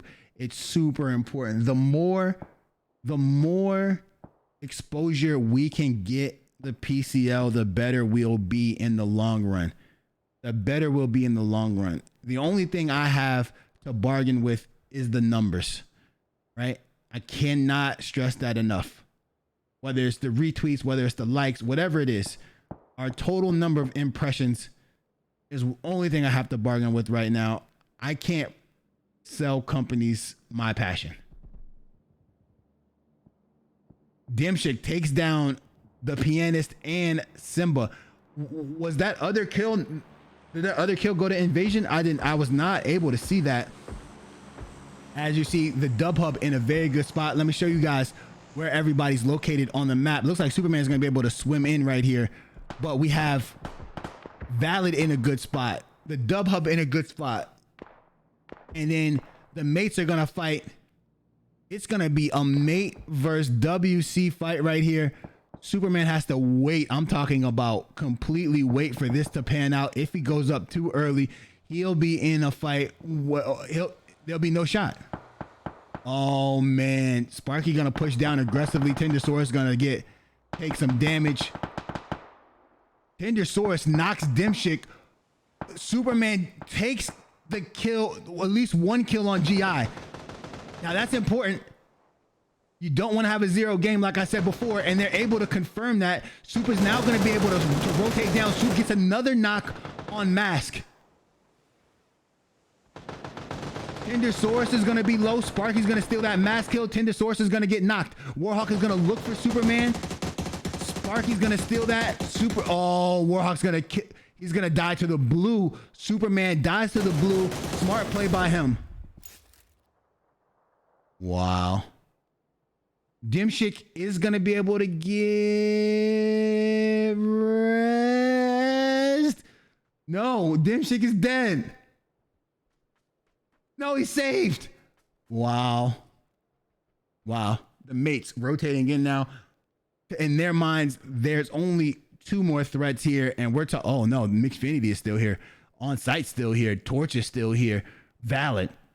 And K-Dub in the dub hub. Okay. All right. Now we have the Red Reaper still here holding firm as well in phase. This is a good little mix of teams. There are still 8 teams alive. I don't think Superman was able to confirm any of those kills, so he just got a bunch of knocks, did a bunch of damage, not able to put any numbers on the board. The Dub Hub they're gonna be able to get 1 point at least right here, and then that's gonna allow them to at least close in on the gap for second place. We all know, as the scores are right now, FaZe pushed up into a bad spot, and A-Lag gonna get that kill. A-Boot gonna go down right here. Now, Toxic gonna try to get out of there. Gonna get tagged up. He's gonna go down to Hobie, and now here come the mates. The mates, the fight ended too quickly. They couldn't third party. They're gonna back away from that. That's a smart play by them. So, wow. Another ending we haven't seen in the PCL in a while. Another ending that we haven't seen. Dimshik's gonna go on the beach. Torch is gonna try to push all the way in here, and Tyrannical hops out.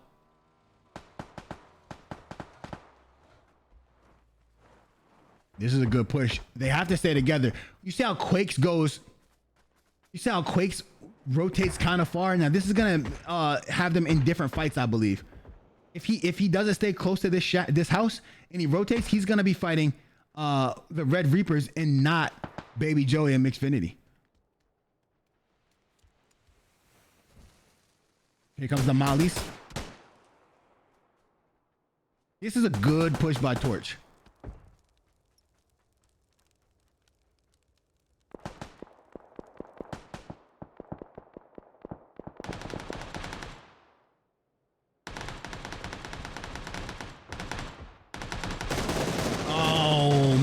Lucid beams Quakes, and since Tyrannical's in that same angle, he gets shot as well. Baby Joey hops out. Oh man, Baby Joey takes down Diffie, and then he takes down M. Tyrannical going to try to get this, but here comes the Red Reapers. The Red Reapers, this is going to be the push that I expected to see them do. Now look, America doesn't know that he's there. If they crest this hill, America's going to get knocked right here. Tyrannical has to be aggressive. Tyrannical gets some shots down on America, not able to take him down, and now the focus is going to switch. Baby Joey's going to get the rest of that kill right there, as America was low as he moved. I Am Hungry going to be inside of the building, going to push out and knock Baby Joey. Lucid.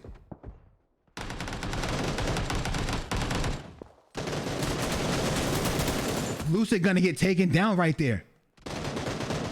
Gonna get confirmed. Wait, how'd he get that knock right there? Oh, Taco Tuesday got the knock. I don't even know where Taco Tuesday is. Taco Tuesday is right there. He shot him through the window. Lag takes down Quakes. That's over here.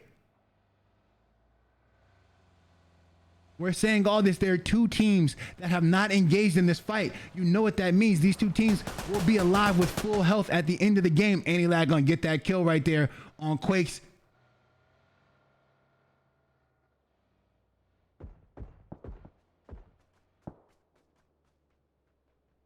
I don't know what's gonna happen. I got quiet right there trying to digest everything that's going on. Lag hops this wall. He needed some loot. It seems like Warrior Muffin gonna get knocked by Hobie. Hobie playing the Harry Potter tower is gonna get his confirmation on her.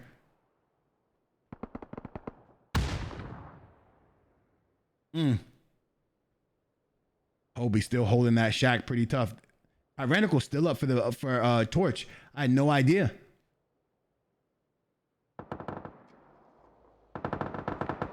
Jose came to play, gonna get taken down by Gravity. I was waiting to see if these 2 teams were gonna get into an altercation, and just like that, that's what I saw. Is K-Dub might be going for this res right here, or he's trying to protect his life.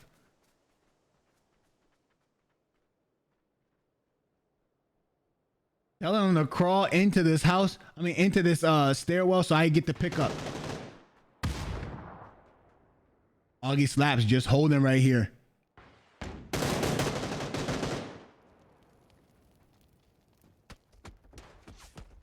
Shots going out.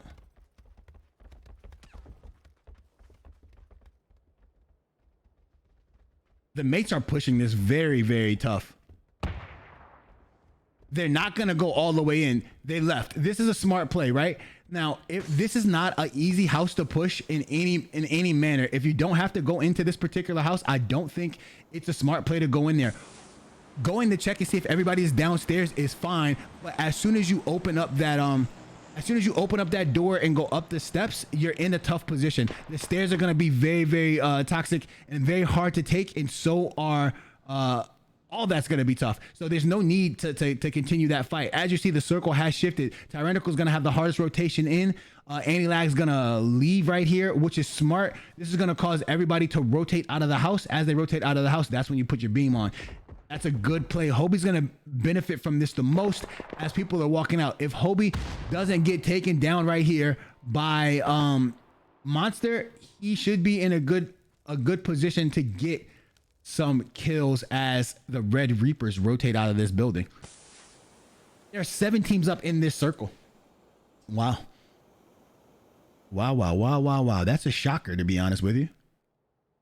And again, we are in a heavily populated area with a lot of people around here. We haven't seen circles like this. Usually the circles that we have been seeing have been out in the field where people can put their gun skill to show. And this is a completely different situation. This is literally a congested area where you have to learn how to use your cover and rotate accordingly. Look at this. They're going to be able to rotate right out of here. The Red Reapers didn't get in. Nobody contested them. Nobody's holding them. Maybe Taco Tuesday and iEasy are going to have some shots to put down right here.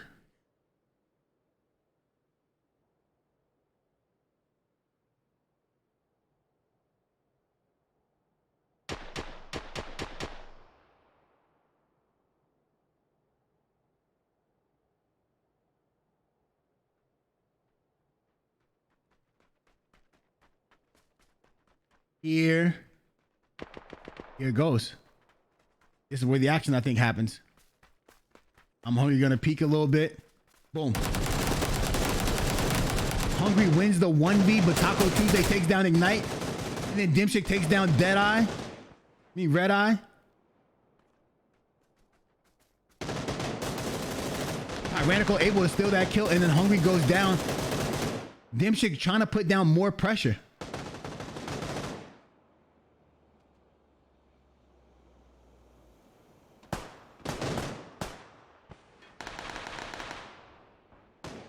Valid continuing it. I think Valid has a very good chance of winning this. They can't overplay their side of the circle. They should just continue to hold as much as possible. If they, oh man, I think they just messed up. That rotation clumped them up in one corner. They clumped them up in one corner, and that might cause their downfall. Let's see how it pans out. As you can see, the mates are holding the whole backside over here, and then the dub hub is going to rotate out as well.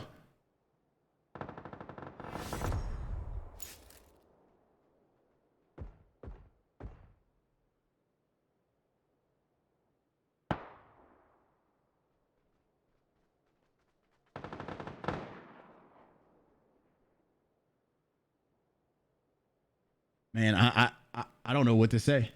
I'm in awe right now. I don't know how to make the right calls right here. Smoke going, anti-lag is burning Hobie. Hobie might die right here. Taco is going to be in a tough spot. On one side, there is the mates. On the other side, it's Valid. One more death. We'll get right into that player's perspective. Here we go. Ooh. Oh my goodness.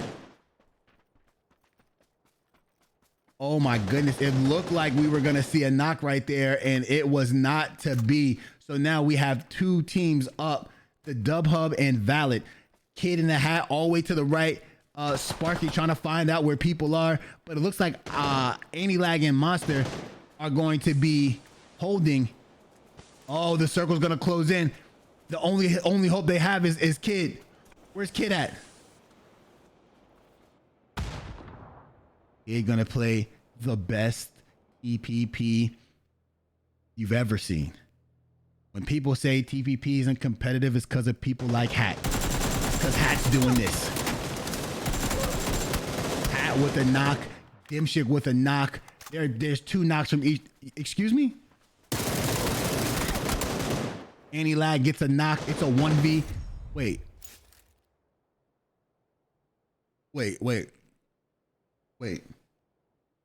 The mates have 23 kills?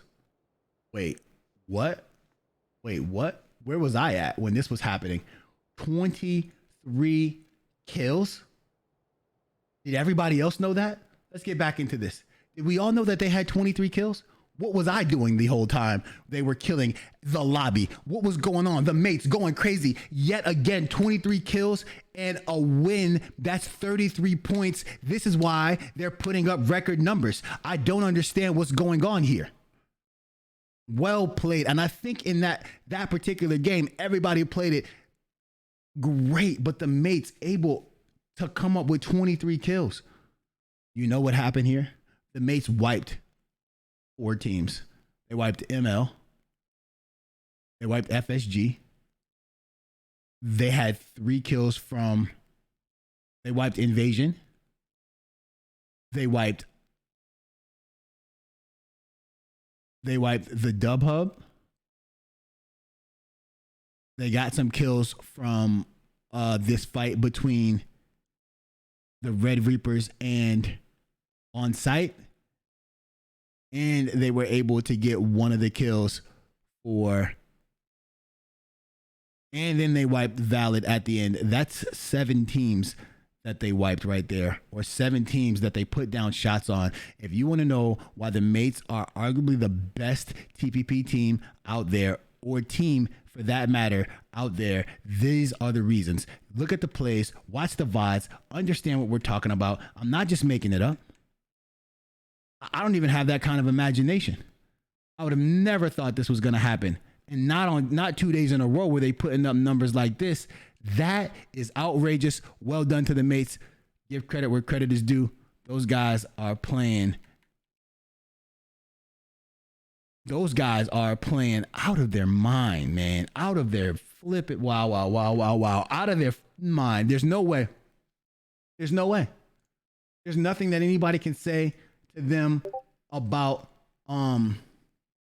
this. They're playing in a it's just completely crazy. They're insane. Their gameplay is insane. Their rotations are insane. They're hitting their shots.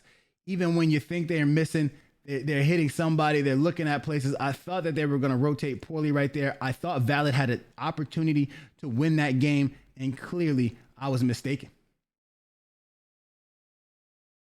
Clearly, I was mistaken. I did think Valid played that very well and holding their position and holding their side. I think they did a very good job of clearing Hobie out of the top of that right there. I'm going to be honest with you. I thought I thought Came to Play had a very precise angle on this team. And I think that he was going to get a knock on, I think he was shooting at Gravity. Whoever he was shooting at, I thought he played it very well. I thought he was going to for sure get a knock right there. And he was unable to, as everybody turns on him and shoots at him at the same exact time. And he was put down because of it. The mates, again, man, with the calls, they have great ridge cover, great cover right here. They assess the situations. They did do a push into a building. They realized that building was not where they should be, and then they backed away from it, which in turn allowed them to be in an even better position and get those confirmations. The mates are playing very, very well in season number 8. It's almost nothing you can do to them. It's almost nothing. I don't know how teams are going to counter what the mates are doing right here. They're doing a good job putting shots down, but the mates are just too good, man. And teams that are aggressively pushing them, I just think that bridge push is something different. You're going to have to come up with a different way. If they get the left bridge in the circle, we're just going to call it the mate's bridge. If they get the mate bridge in the circle, you're going to have to come up with a different way of killing them, right?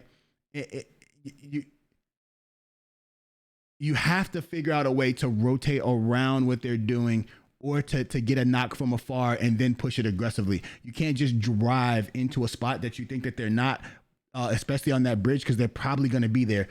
Hat played this well. He not gravity. This is a good switch by this team. Good gunfight right here. It was just a 3-on-4 and they just got outdone right there. But with that being said, one more intermission. See you guys when we get back.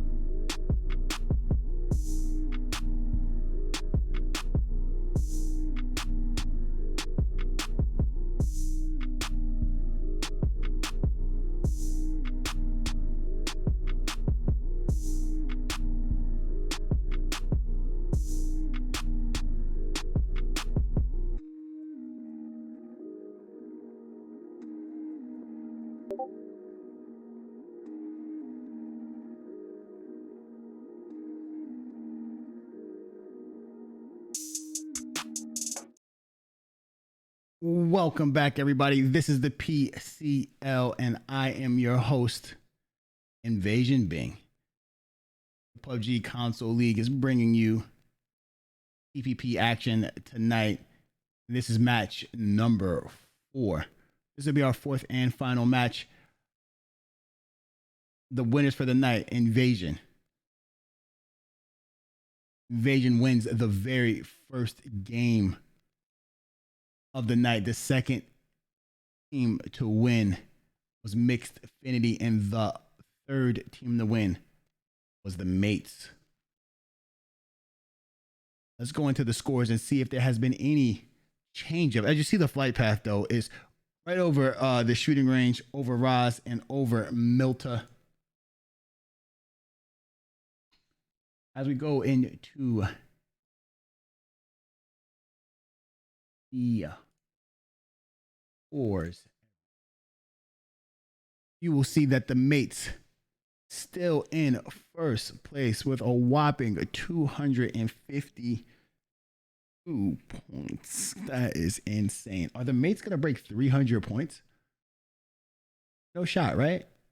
All right, well, we'll discuss that later. Well, the Mates, a whopping 252 points. Invasion with 116 points. And the Dub Hub with 115 points. Valid in 4th place with 111 points. Torch 106 in AIC 106. Mixfinity 106 points as well. Man, it's been some sort of show put on today. The circles have been circles that we haven't seen before. All the endings are in places that we haven't seen before as well. As you know, I can't express enough that I can't express enough about the rotations, the effort that teams are putting in. I'm super excited to see exactly how this turns out. I want to know if the Mates are going to break. If the Mates get another 20-something point game, man, I don't know what to do. I won't know what to do at all, right? I just won't. I just cannot express it enough, right? Now, as we're back into this, let's see where the teams have landed. Has anybody switched up their location? Looks like we have 4 teams in George Pool. And we have 1 team, TBC, in Severny. FSG has landed close to the bridge compound on the east. Invasion looting Milta Farm and the remaining compounds over there. The Mates in their same position. RSO looting Rozhawk. And then we have Torch with their typical split. ML in their typical position as well. AIC in Pollyanna. And over here we have Valid looting Lipovka. Down here we have the Dub Hub looting Novo. Where did WC go? Right here. Okay. Now, this is a circle that we've seen time and time again. I just wonder where the rotation is going to be. You know that they typically tend to land and typically tend to move towards the Hall of Fame or the museum, and then they typically tend to go to heaven over here. Now, remember that this is a console league, so we do not have the spectating capabilities that we do on PC. So we have to use the camera to go around and get to all the fights. We don't have the ability to click somewhere and have the camera just show up over there. Also, we do not have the ability to go to the player perspective. When we do go to the player perspective, we are not able to get out of that player perspective unless a person dies, and it has to be the person that we are hovering over. So we tend to not do that. What we like to do is stay in the aerial camera as long as possible and get you to as many fights as possible. If we do miss some action, we will try to read it off from the kill feed or get it to you on the map view. What we do like to do though is in the last 4 or 5 teams, we like you to bring you to the player perspective and then get you guys as much as you can get, as much information as you can get from that. These things will be fixed in the future.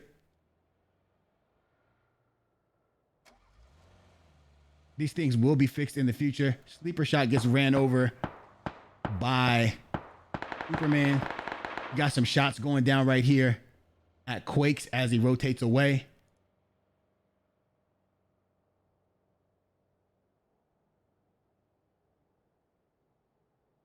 Let's check out this view right here. I just want to see what the rotations that everybody has on right now.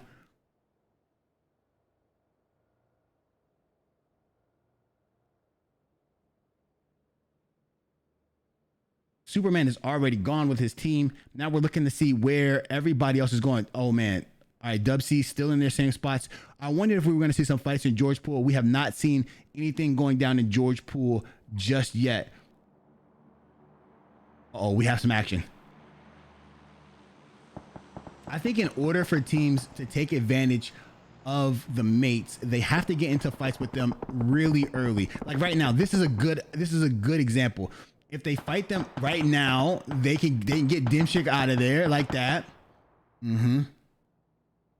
Now this is a smart. I think Warhawk and GI's plan this game: drive around, kill as many people as possible, and see how that turns up. Right? They are by nature.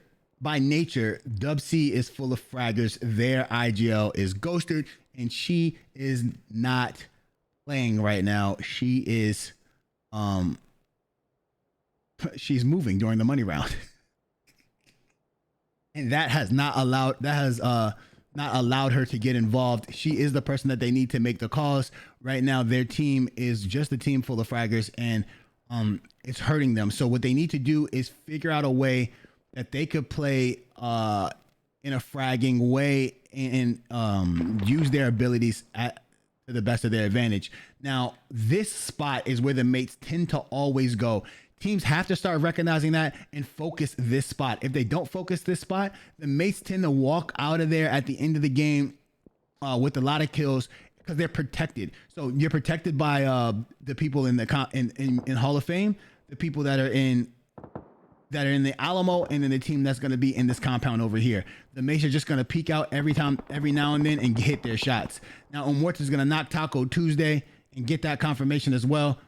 Where is that going down? That's all the way over here. You know my camera can't go that far, but know what's happening. Now, AIC holding it down, getting some shots there. Look, the mates taking shots at ML. Now, this is what we were talking about. We were talking about the shots going down over there from the mates in that location. That is how they like to play. They tend to walk in at the end. Now, look at this. A lot more shots going down over here by Valid. A lot more shots going down by Valid. The mates are going to rotate in. So is, oh man, Science took a lot of damage right there, but Invasion has grouped up, and that's what they were looking for as well. Now then, this fight between the Alamo and Museum or Hall of Fame isn't gonna happen. It never happens. Now let me see if I can take you to that action. It looks like it's going down somewhere over here. Wow, DA getting taken down. Hobie gonna knock America as well. All this is going down on this bridge.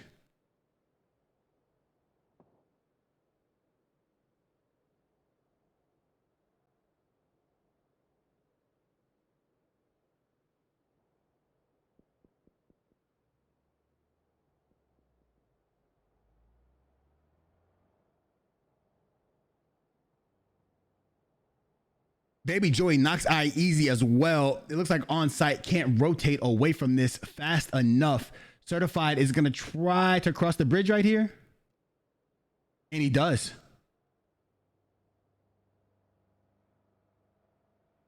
Hungry still over here, trying to move out. He's going to have to swim. A1 Rod going to be up and alive right now. Warts are going to hop out on him. Baby Joy finally gets that confirmation.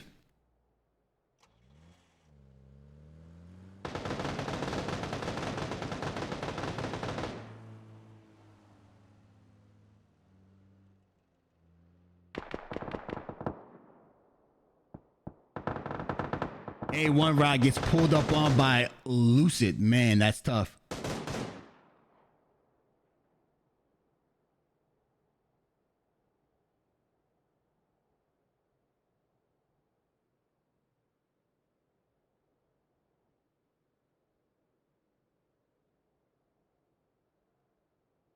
Everybody has rotated into the circle. This team is going to be fairly late.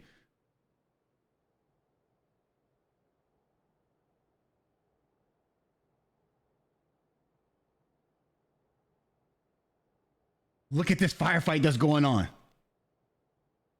Heavy takes down Warhawk. Mass takes down Thirsty.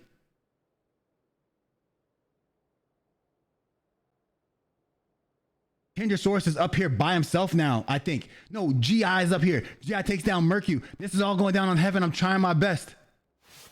Oh, and look, it's a wipe for Dub C. I'm sorry, the camera doesn't go any faster than this, everyone. If I could speed it up and get it there, I would have, but I couldn't. And ROS goes down. RSO goes down. RSO is putting up a great fight.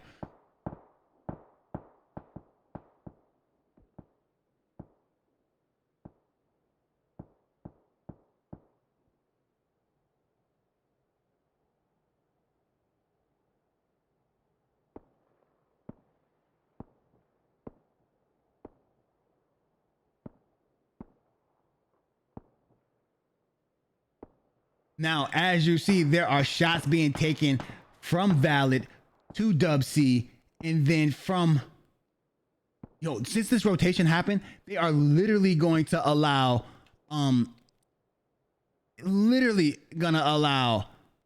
Mixfinity to walk in for free. Wow. Free rotations. You hate to see it. The only actual pull-up fight that we saw so far happened between RSO and WC. That was good for WC. WC has had two very big situations for them, especially get their morale boosted. They got that kill on Dimshik early, and then they were able to win that 4v4. Even though there were some knocks and some exchanges, they were able to come for that. To come out the winners of that. I'm sorry. Now we have Valid still in a good position. We're gonna have to wait till phase 3 or 4 before we see some fighting. That always happens in this phase. Every time we see it, every time we see this zone, phase 3 or 4 is when the fighting actually starts. Maybe 4 or 5, just depends on where Mixfinity rotates. If Mixfinity can't find the spot to be, they're gonna take a deep rotation. If they take that deep rotation, they will end up Now look, Mixfinity is going to be the only team that gets shot at right here. TBC might also get shot at on their rotation in, but that's about it. No one else has anywhere to actually go or any trouble to be in. So they're just going to stay there.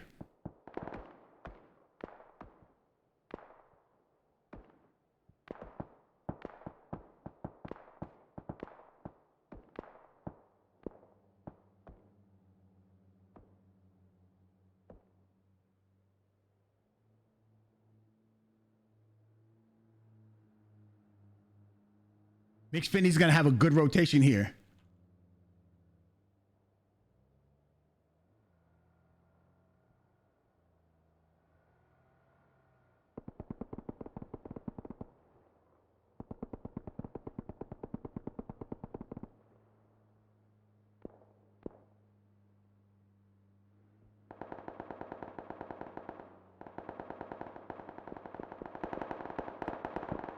Look at this, more shots going out.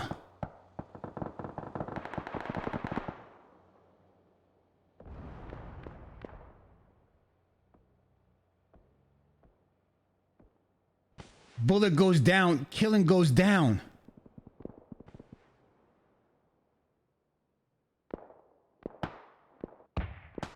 Where's it? Oh, that fight's over quickly.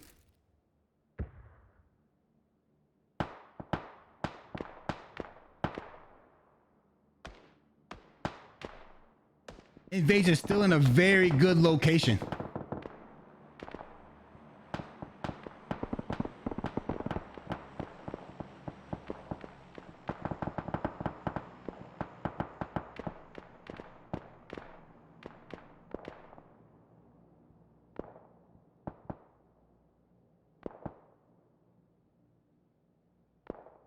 More shot. This is gonna be a very, look, I told you that was the only fight we saw right there, and now Mixfinity has rotated in, so everybody's in the circle. We're not gonna see too much fighting. It's just gonna be some pop shots back and forth. Not much happening, not much of a build up. It's all gonna go down in the next phase.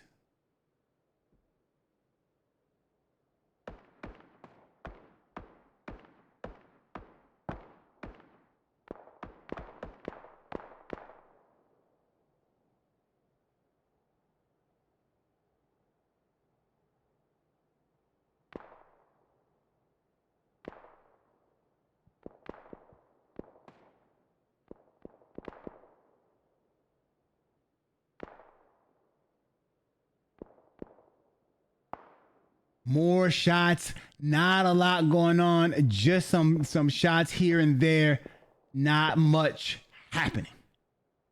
Wait until phase 4 starts to close in and we have some more people rotating. Oh, look who's out here.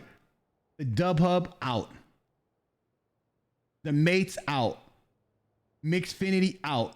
DMB out. FSG out.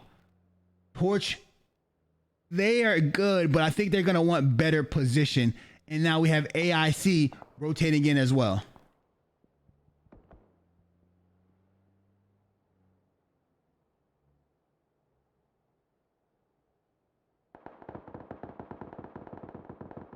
Tacticals takes down, don't miss. Tacticals gets taken down.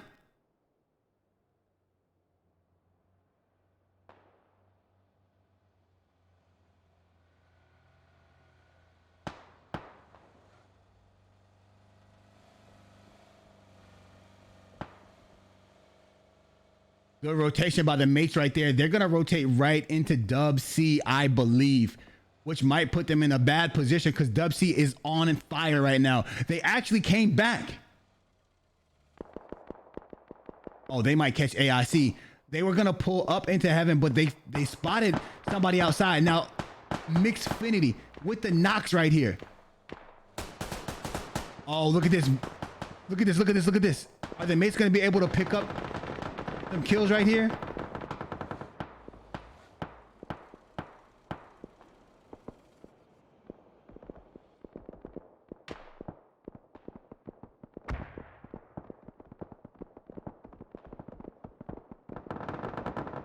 Bazaar gets taken down.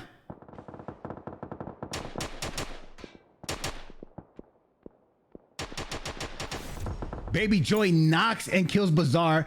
That's big. Now, are they going to push over and get aggressive on AIC? AIC smoking it up right now.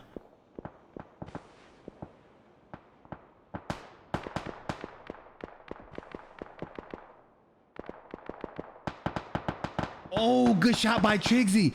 And now GI goes down as well. Here comes the push over here.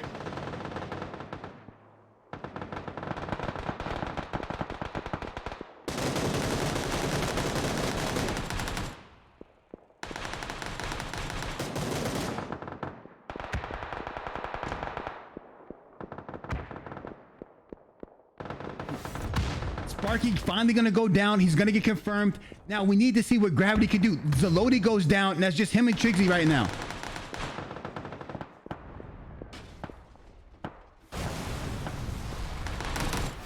Ooh, Mask from elsewhere. This is when, wow, good shot by Mask.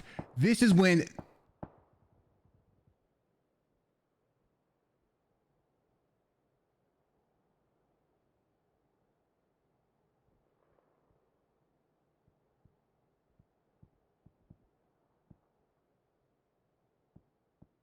This is when Dub C is at its best, when it's just a fragging team.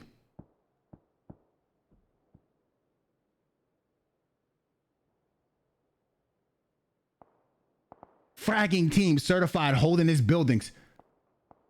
Torch is in a good spot. Can Torch keep out the dub hub?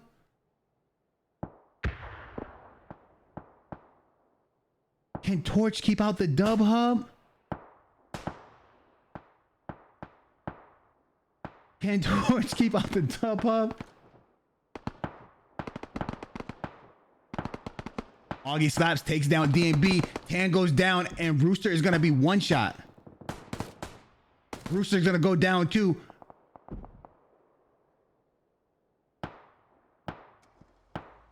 The dub hub's gonna try to rotate in right now. I think that we need to see Torch aggressively push over to keep this rotation from happening.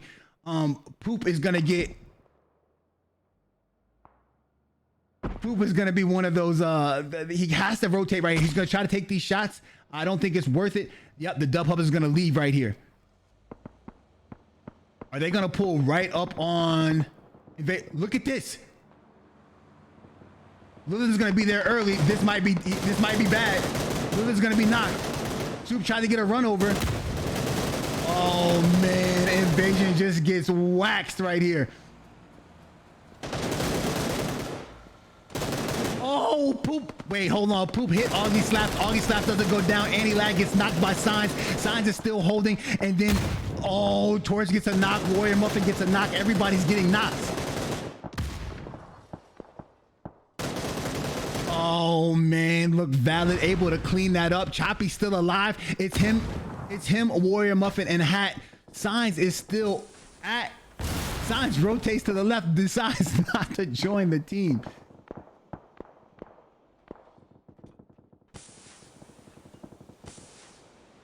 Wait, I gotta see if Choppy makes a play.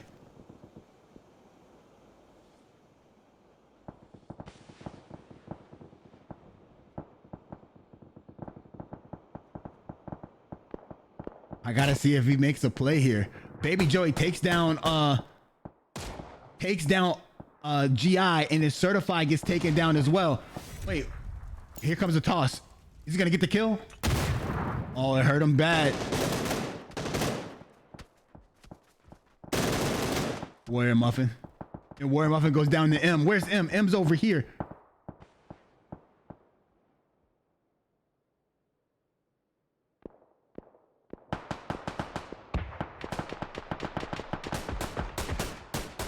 It's two members from Torch shooting at one side and the other two shooting at the other side. ML is just in a tough spot. Ortega gonna get taken down right there by Warhawk.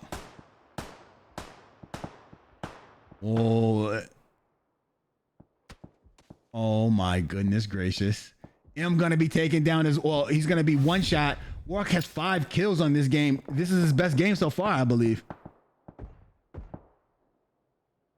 Dub C, this might be their game. Signs taken down in Warta. They needed that kill right there. If he doesn't get that kill, then he's dead. I mean, of course, he's dead, and Invasion is out. Now, Baby Joey's focusing Mask. Lucid's going to be on a one-on-one with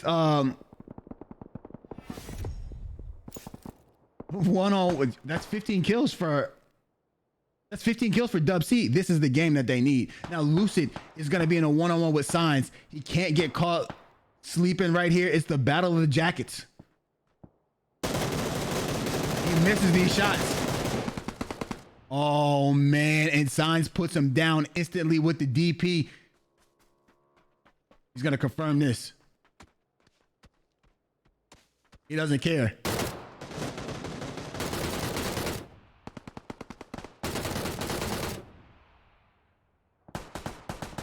Signs was using his teammate as cover. And then Baby Joey goes down, and then Lucid goes down. That's going to give Signs the kill. Torch might have... Oh, look at this. That's more kills. I'm telling you, Dub C is racking up the kills. They went heaven, and it allowed them to come up on top. That's 3 members down of Torch. Diffy's going to try to hold right here. It's going to be him and Hat going on head to head. He's going to try to get a heal off.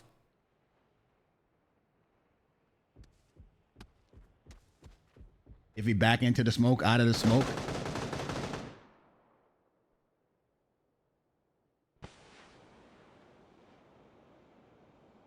Rez is going to be put down. This is a big play for Diffie.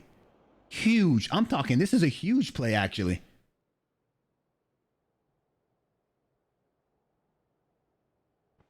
This is huge for Torch. Oh, and then M finally gets confirmed. Now we have Hobie over here holding. This is nice. This is nice. 4 teams up, everybody. I want to get you. Let's see if we could go here. Nope. Of course, we can't get to where we're looking to go, but that's fine. Match number 4. This is the end of the night.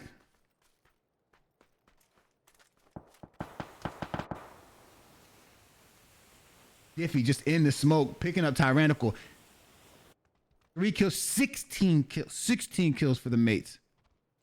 If the mates can get a clean sweep right here, that'll put them over 20. Tender Sword, take his time, gets a knock. Take his time. If he takes his time, that kill is stolen.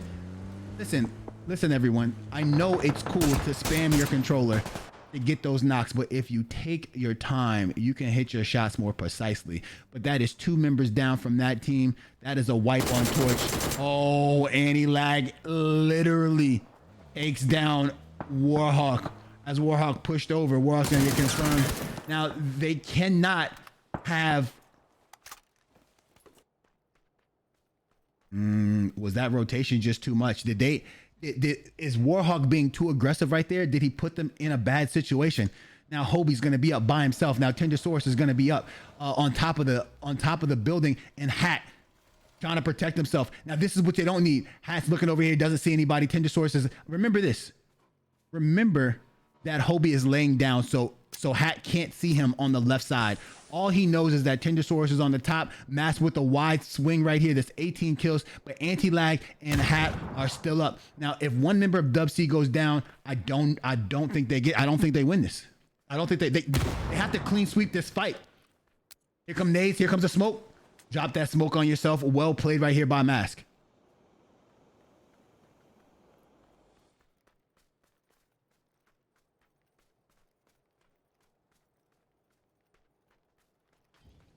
Molly at the tree.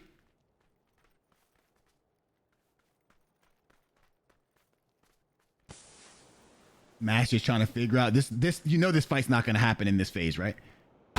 It's going to happen next phase, of course. Here it comes. Here it comes. Look at Hobie's wrap. Everybody look at the bottom of the screen. Look at how Hobie's going to play this. It's going to be very important. If Hobie was to wrap behind Dub C, that means Dub C is going to lose this fight. If Hobie wraps behind, if he wraps to the side of Valid, that means Valid loses the fight. Now, if he wraps to the middle and they both focus him, that means that's just not a good play. Okay, now let's see what he's gonna do. Let's see how it's gonna turn out. Hobie's gonna hold the tree. Now this is a smart play by Hobie. Hobie doesn't need to get involved in anything, and he doesn't need to be spotted. Now Hat just trying to cover his left side to make sure nobody's over there. This is a very smart play by a very young person. He's just trying to do his best, holding his spot. He's oh man. One more phase has to go down. One more phase, and then the fight has to happen. Phase number 9 is going to be in the all. Nobody's going to make this push. You don't want to, when it's 3 teams left and you know it's 3 teams left, you cannot push over, because if you push over too quickly, you'll end up in a rough situation. You're going to get thirded, and you don't want to get thirded.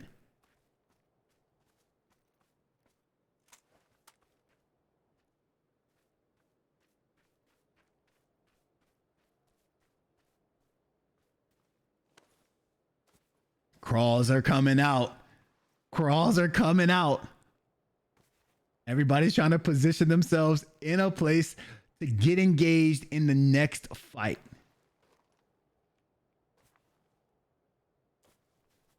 Wow. Here comes another smoke.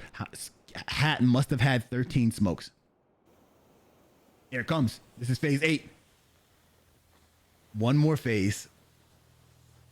One more phase.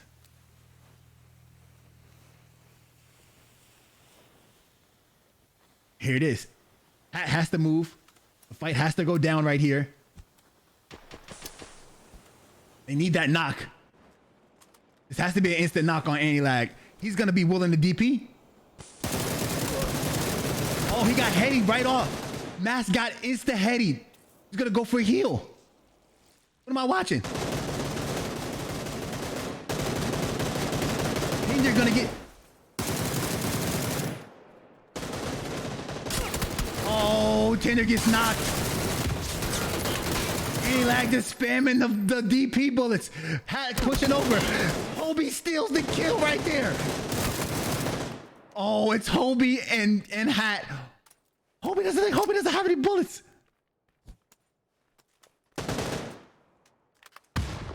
Hobie wins with the name. Hobie wins. What did we just watch? Wow. Wow. Wow. Wow. Wow. Hobie wins. Hobie wins. Mixfinity wins. Mixedfinity wins. Mixedfinity wins. Mixedfinity wins. What? That was all caused. I'm going to be honest with you. This is Warhawk's fault right here.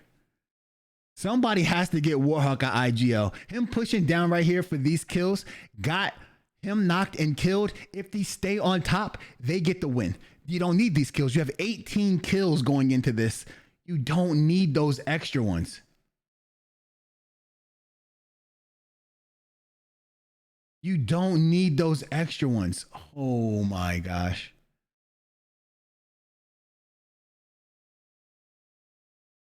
You don't need them. You don't need them. That causes the loss.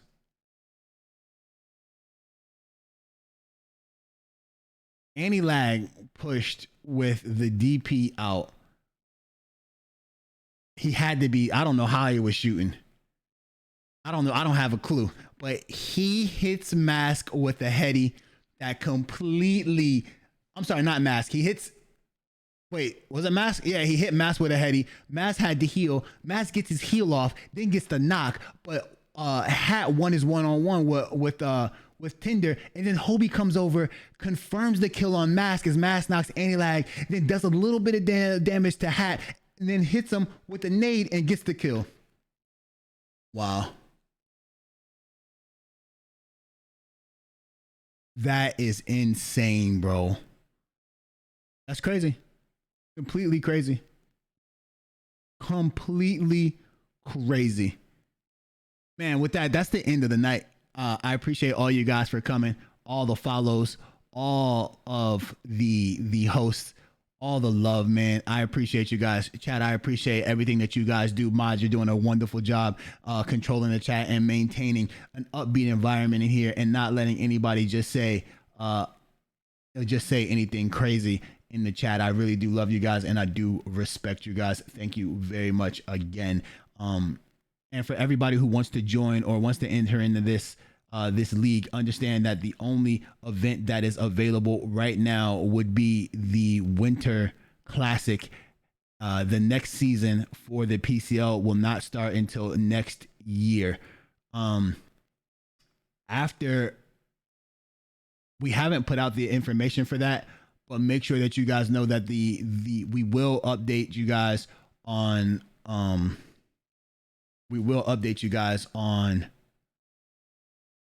the format for the PCL and everything that comes with that. Just check the social media, YouTube. Make sure you're on the YouTube and you're subscribing to YouTube. We're at 270 subscriptions. Let's try to get that up to 500. It would really help us out. Thank you guys. Ring that bell and get us there. Remember, the more people we reach, the larger this becomes. And the larger this becomes, the more we can do for the players. Now, I like to say, like I said before, thank you for everything that you guys are doing.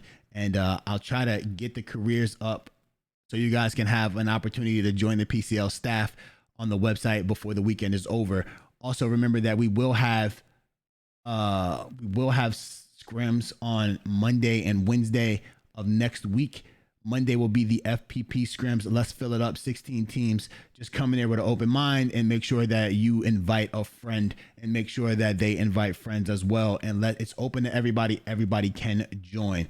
Also, the same thing for Wednesday. And yeah, and then we do have FPP comp. The FPP money rounds will take place on Saturday and Sunday. Those will be at 3:30 EST. Make sure you're there. Check out to see who's going to be the winner. We've been having some really fantastic games. Everything has been going really well. So make sure you guys are there checking it out. The competition couldn't get any better. And with that being said, that's the end of my night, man. I love you guys. This was an amazing game. Well done by Hobie with the clutch. Thank you guys very much. You have a wonderful night. I enjoyed being here. I hope you guys enjoyed it as well. Good night.